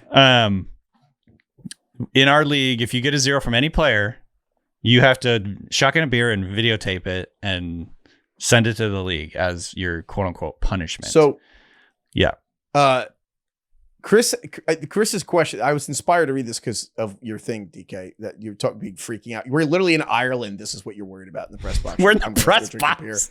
Well, when I found out that he wasn't allowed to just have a Guinness, then I did feel for him. I was So like, that sucks. Chris says our rule is to have a shotgun 0 for any player with 0 points. But recently it's been argued that unexpected early injuries should not count. So for example, Xavier Worthy gets a 0 in week 1, but he gets hurt in the third play of the game. And on one hand, the argument is that the intention of a shotgunning for 0 is to punish people for not paying attention, not for bad injury luck. The opposite argument is, fuck you, it's really funny. That's it. That's it. Yeah.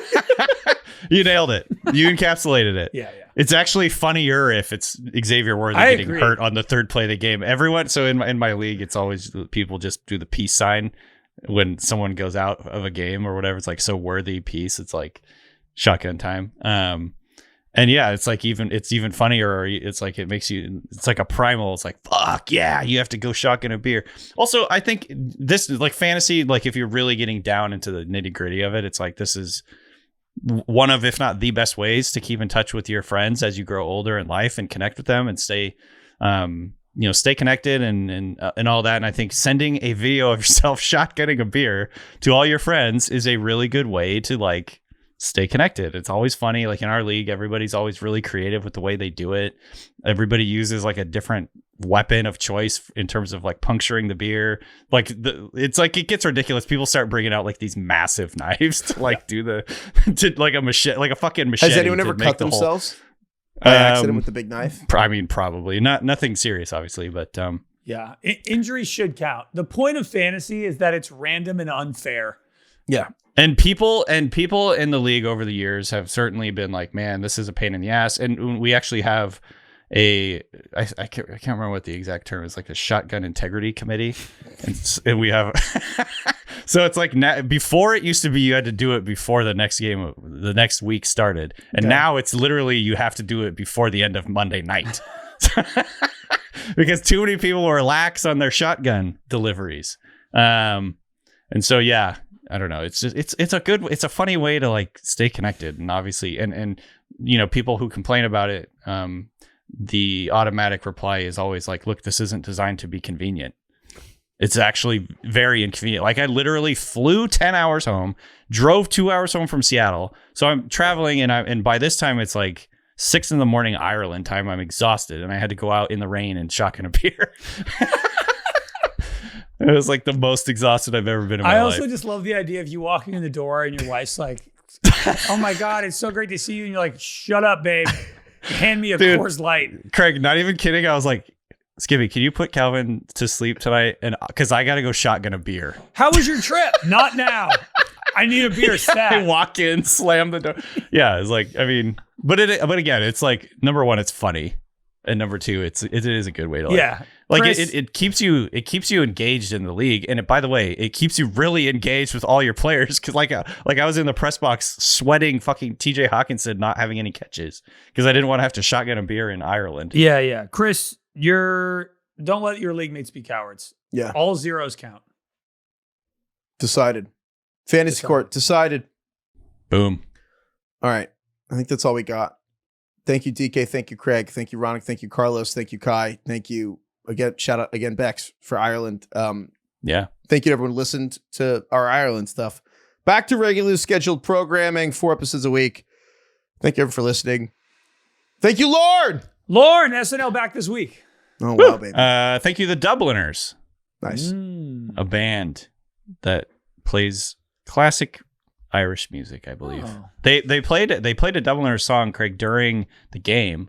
Oh, that live band. And everyone was singing around. No, I don't think it was one of the live bands. So you know how they had like TV timeouts or whatever, and they did Zombie. Yeah, did The Jig Is Up. Da, da, da, da. What's that song called? Renegade, yeah. That's a Steelers song, yeah. Anyway, and one of the songs I did was the Dubliners, and everyone was singing along. What is the most famous song from them? Rocky Road to Dublin? That's the one I've heard. Yes. There's also Whiskey in a Jar. And I can't remember which one they played. I'd have to play this to you want to listen? Isn't Rocky Road to Dublin what Remick sings in Sinners? No, I think he's singing like a different kind of song. He's singing like a minstrel song, I think. Oh, I thought he was. Could be wrong. Oh, anywho, never mind. It's Rocky Road to Dublin. I'm wrong. Haha. Oh, there you go. All right, you know what's funny? You know why I was confident about that and still got it wrong? I actually finally listened to the Sinners rewatchables because the rewatchables in August, no offense, Craig, hard while we're making all these shows to keep up with when we start cranking out the shows in August because there's a lot of really hard to keep up with for you? No offense. Well, it's just hard. It's just hard. Greg's like, yeah. Actually has to fucking do it. Well, it's hard. I know. It's tough. So I did. I'm sorry, downloaded the Sinners. Is it too hard for you to listen to this podcast? I listened to it in the airport. Can't throw it on. All right. Listen to the Sinners one in the airport. Yeah. And why were you convinced because of that it wasn't Rocky Road to Dublin? I just thought it wasn't. They talked about it. I don't understand this. Thought I was wrong. Okay. All right. Well, it sounds like you didn't listen to the episode. Well, whoops. All right. Well, shouts out to Sinners. Good movie. I watched Barbie on the way home from Dublin. Barbie rips. Yeah, it was good. I also watched The Ballerina. I watched Ballerina on the plane. I had that up on the plane too. I like movies that you can watch on mute. Like I don't want to put the headphones in necessarily. Like I wanted something playing. You watch in it the on background. mute? Yeah, and I put subtitles on. I do other stuff. Oh, What? okay. I don't want to Great. because I don't want to have because Nothing better than when you elicit a what? What? because Yeah, you have to on. put the What? volume up because they're not noise canceling head. I don't have noise canceling wired headphones. No, I like get it. Those AirPods. headphones suck. but So I would don't just- want to. Frankly, I like 'em. I don't want to play the headphones like with You noise like those canceling. headphones? Those are the worst headphones ever. I Yeah. like them, yeah. Well, They noise fit in canceling. they fit what in do you my mean? ear perfectly. But that you could get any. You headphones can't hear that have that. anything with those. They're like made of cardboard. They barely work. I don't know. The The thing ones on with the Aer head- Lingus were pretty good for me. I like noise canceling on a plane because that's you cancel the noise from the engine and then you place volume. Those headphones you have to play loud enough to cancel out a jet engine, No, which no, I think they is don't work at probably all. bad for your hearing. I don't like 'em. watch movies on the little TV. I will download movies on like a computer or iPad and do it that way, so that I can use my noise canceling headphones Savvy. and actually watch the movie. Yeah, but when I don't do that, I'll just put it on and just have the. I want a visual movie. Yeah. I'm going to be honest. Boomer take here. I don't know how to download things onto my iPad. I've tried to do it. Are you Greg. serious? I tried to can you download a show from like Netflix? Yes. See, I don't know how to do that. Can you show me how to do that later? Yeah. There's a not hard. button. We'll get And on it we'll says- get on a Zoom. Yeah. You'll walk me through it. Yeah. Kind of like how you walk Pete Well- Carroll through like setting up his Yeah. First, equipment. we'll talk on the phone about how to launch a Zoom. Sure. Yeah. Yes. Yeah. Which we call full. We just do a FaceTime. I don't know. What But that is. FaceTime Okay. is when you FaceTime and then you have to like you're helping your mom or dad or something do something and they're like, "What do I hit?" And I'm like, I don't know what you're looking at. I need you to tell me what you're seeing. Like I read it from top to bottom what the That's words so funny. are. That's the only way. Like I just download things from all the streaming services Wait. and then watch them on the plane. Craig, I don't want to be Didn't know dramatic, that you but could do that. is him saying he doesn't know how to download something? Is that the oldest thing he's ever said? No, there's been older things. That I don't know. it's up there. Well, also wait, if you open up Netflix right now on your phone, do you have Netflix on your phone? No. I don't. I'm sorry, I don't. It's No, okay. I respect that. I do. He saves it for the big screen. Do you have Netflix Yeah, on yeah. your iPad? I don't watch it on my medium screen or my small screen. Small, yeah, just that's yeah. No, Dude, I think here's the deal, Craig. Netflix I think is I the remember entire going. screen. I remember you were watching downloaded movies on your iPad, and I was like, "Oh, that's a good idea." And then I went to download it onto my iPad, and I think I'm like, I could only fit like one. They're big files, right? Like they're very large. You can files. definitely. I have downloaded. You can download like an entire season. Yeah, because it's like the TV. storage on your phone. Like you could absolutely download many things. I've downloaded 5 to 10 movies probably. all right. It's totally all you do is when you're about to click play on a movie like Moneyball or something, right next to play or like right around there's a download button. You said download. Oh, okay. Actually, you know what? I'm thinking back, and I think I was trying to download games, NFL games, and those were big.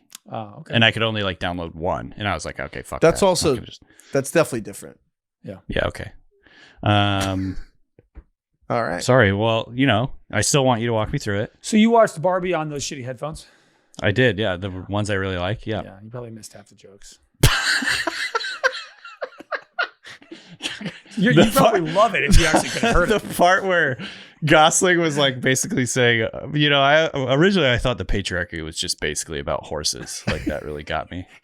He loves horses.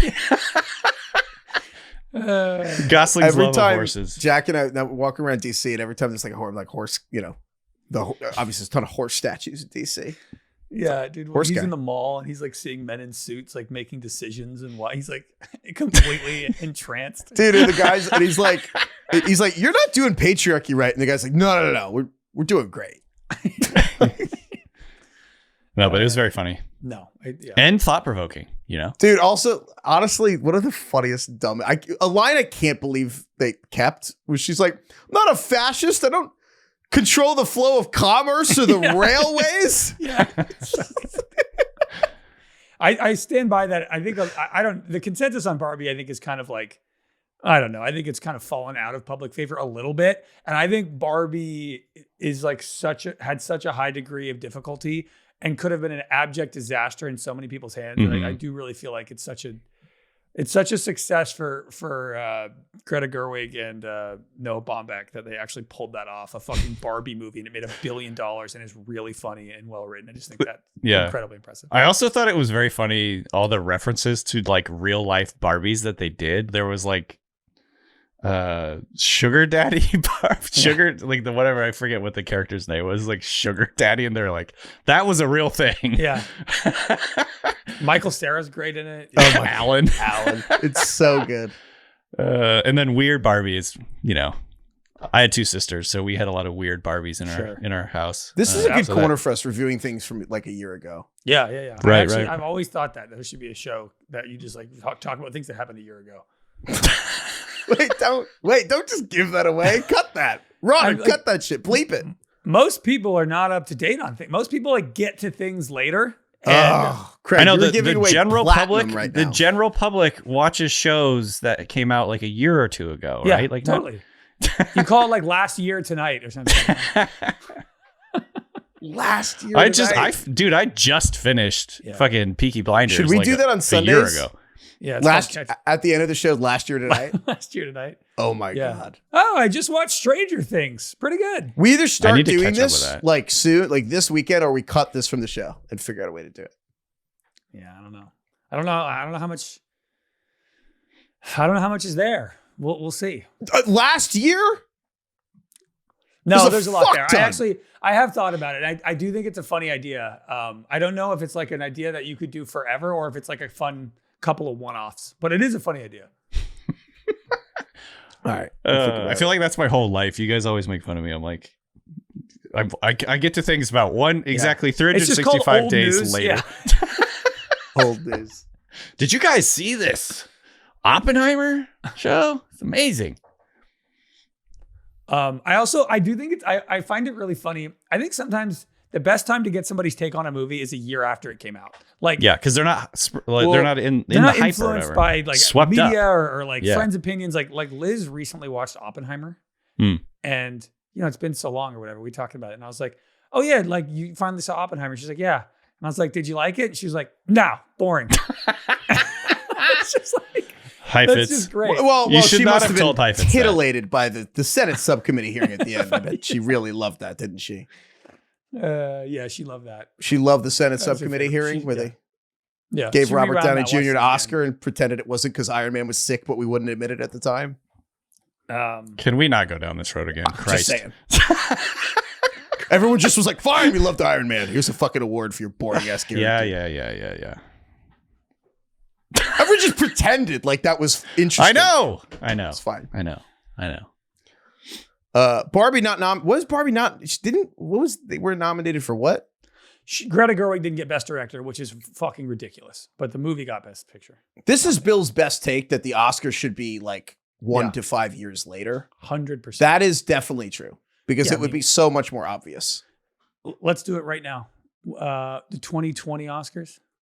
The ultimate one's The Shape of Water beating Get Out.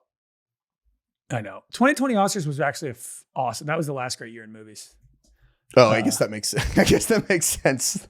That was Parasite, Ford vs. Ferrari, Irishman, Jojo Rabbit, Joker, Little Women, Marriage Story, 1917, Once Upon a Time in Hollywood. Dude, come on. That's pretty good.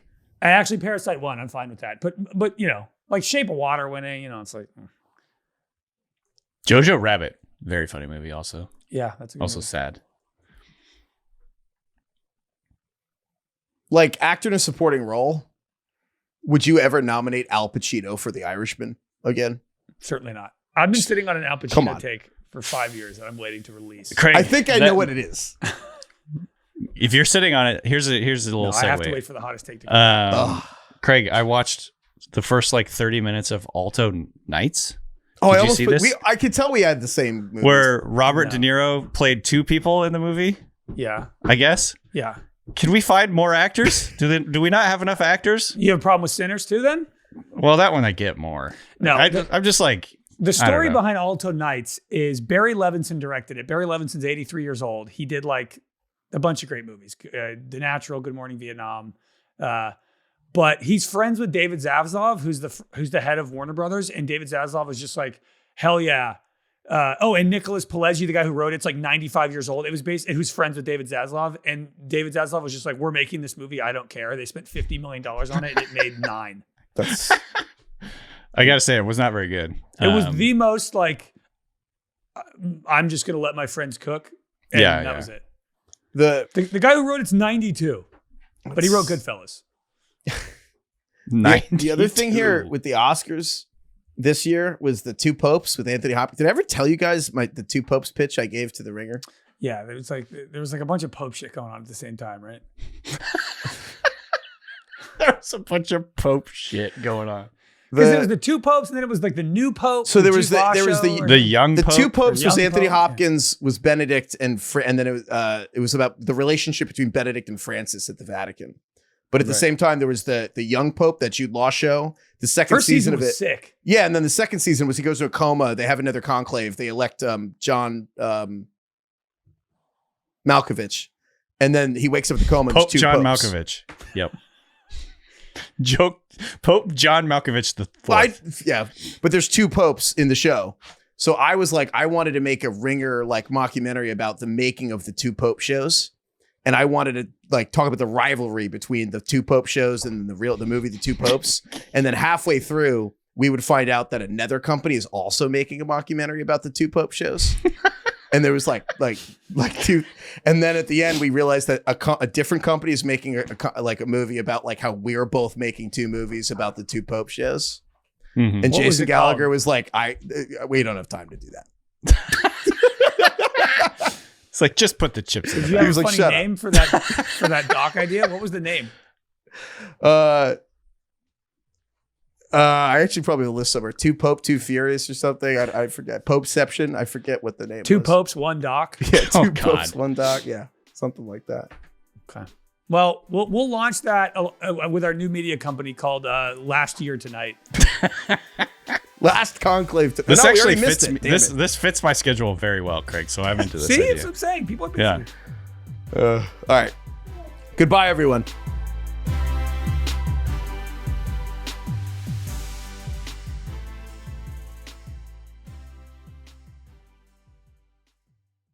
Must be 21 plus and present in select states. For Kansas, in affiliation with Kansas Star Casino, or 18 plus and present in D.C., Kentucky, or Wyoming. Gambling problem? Call 1-800-GAMBLER or visit rg-help.com. Call 1-888-789-7777 or visit ccpg.org/chat in Connecticut or visit mdgamblinghelp.org in Maryland. Hope is here. Visit gamblinghelplinema.org or call 800-327-5050 for 24/7 support in Massachusetts or call 1-877-8-HOPE-NY or text HOPE-NY in New York.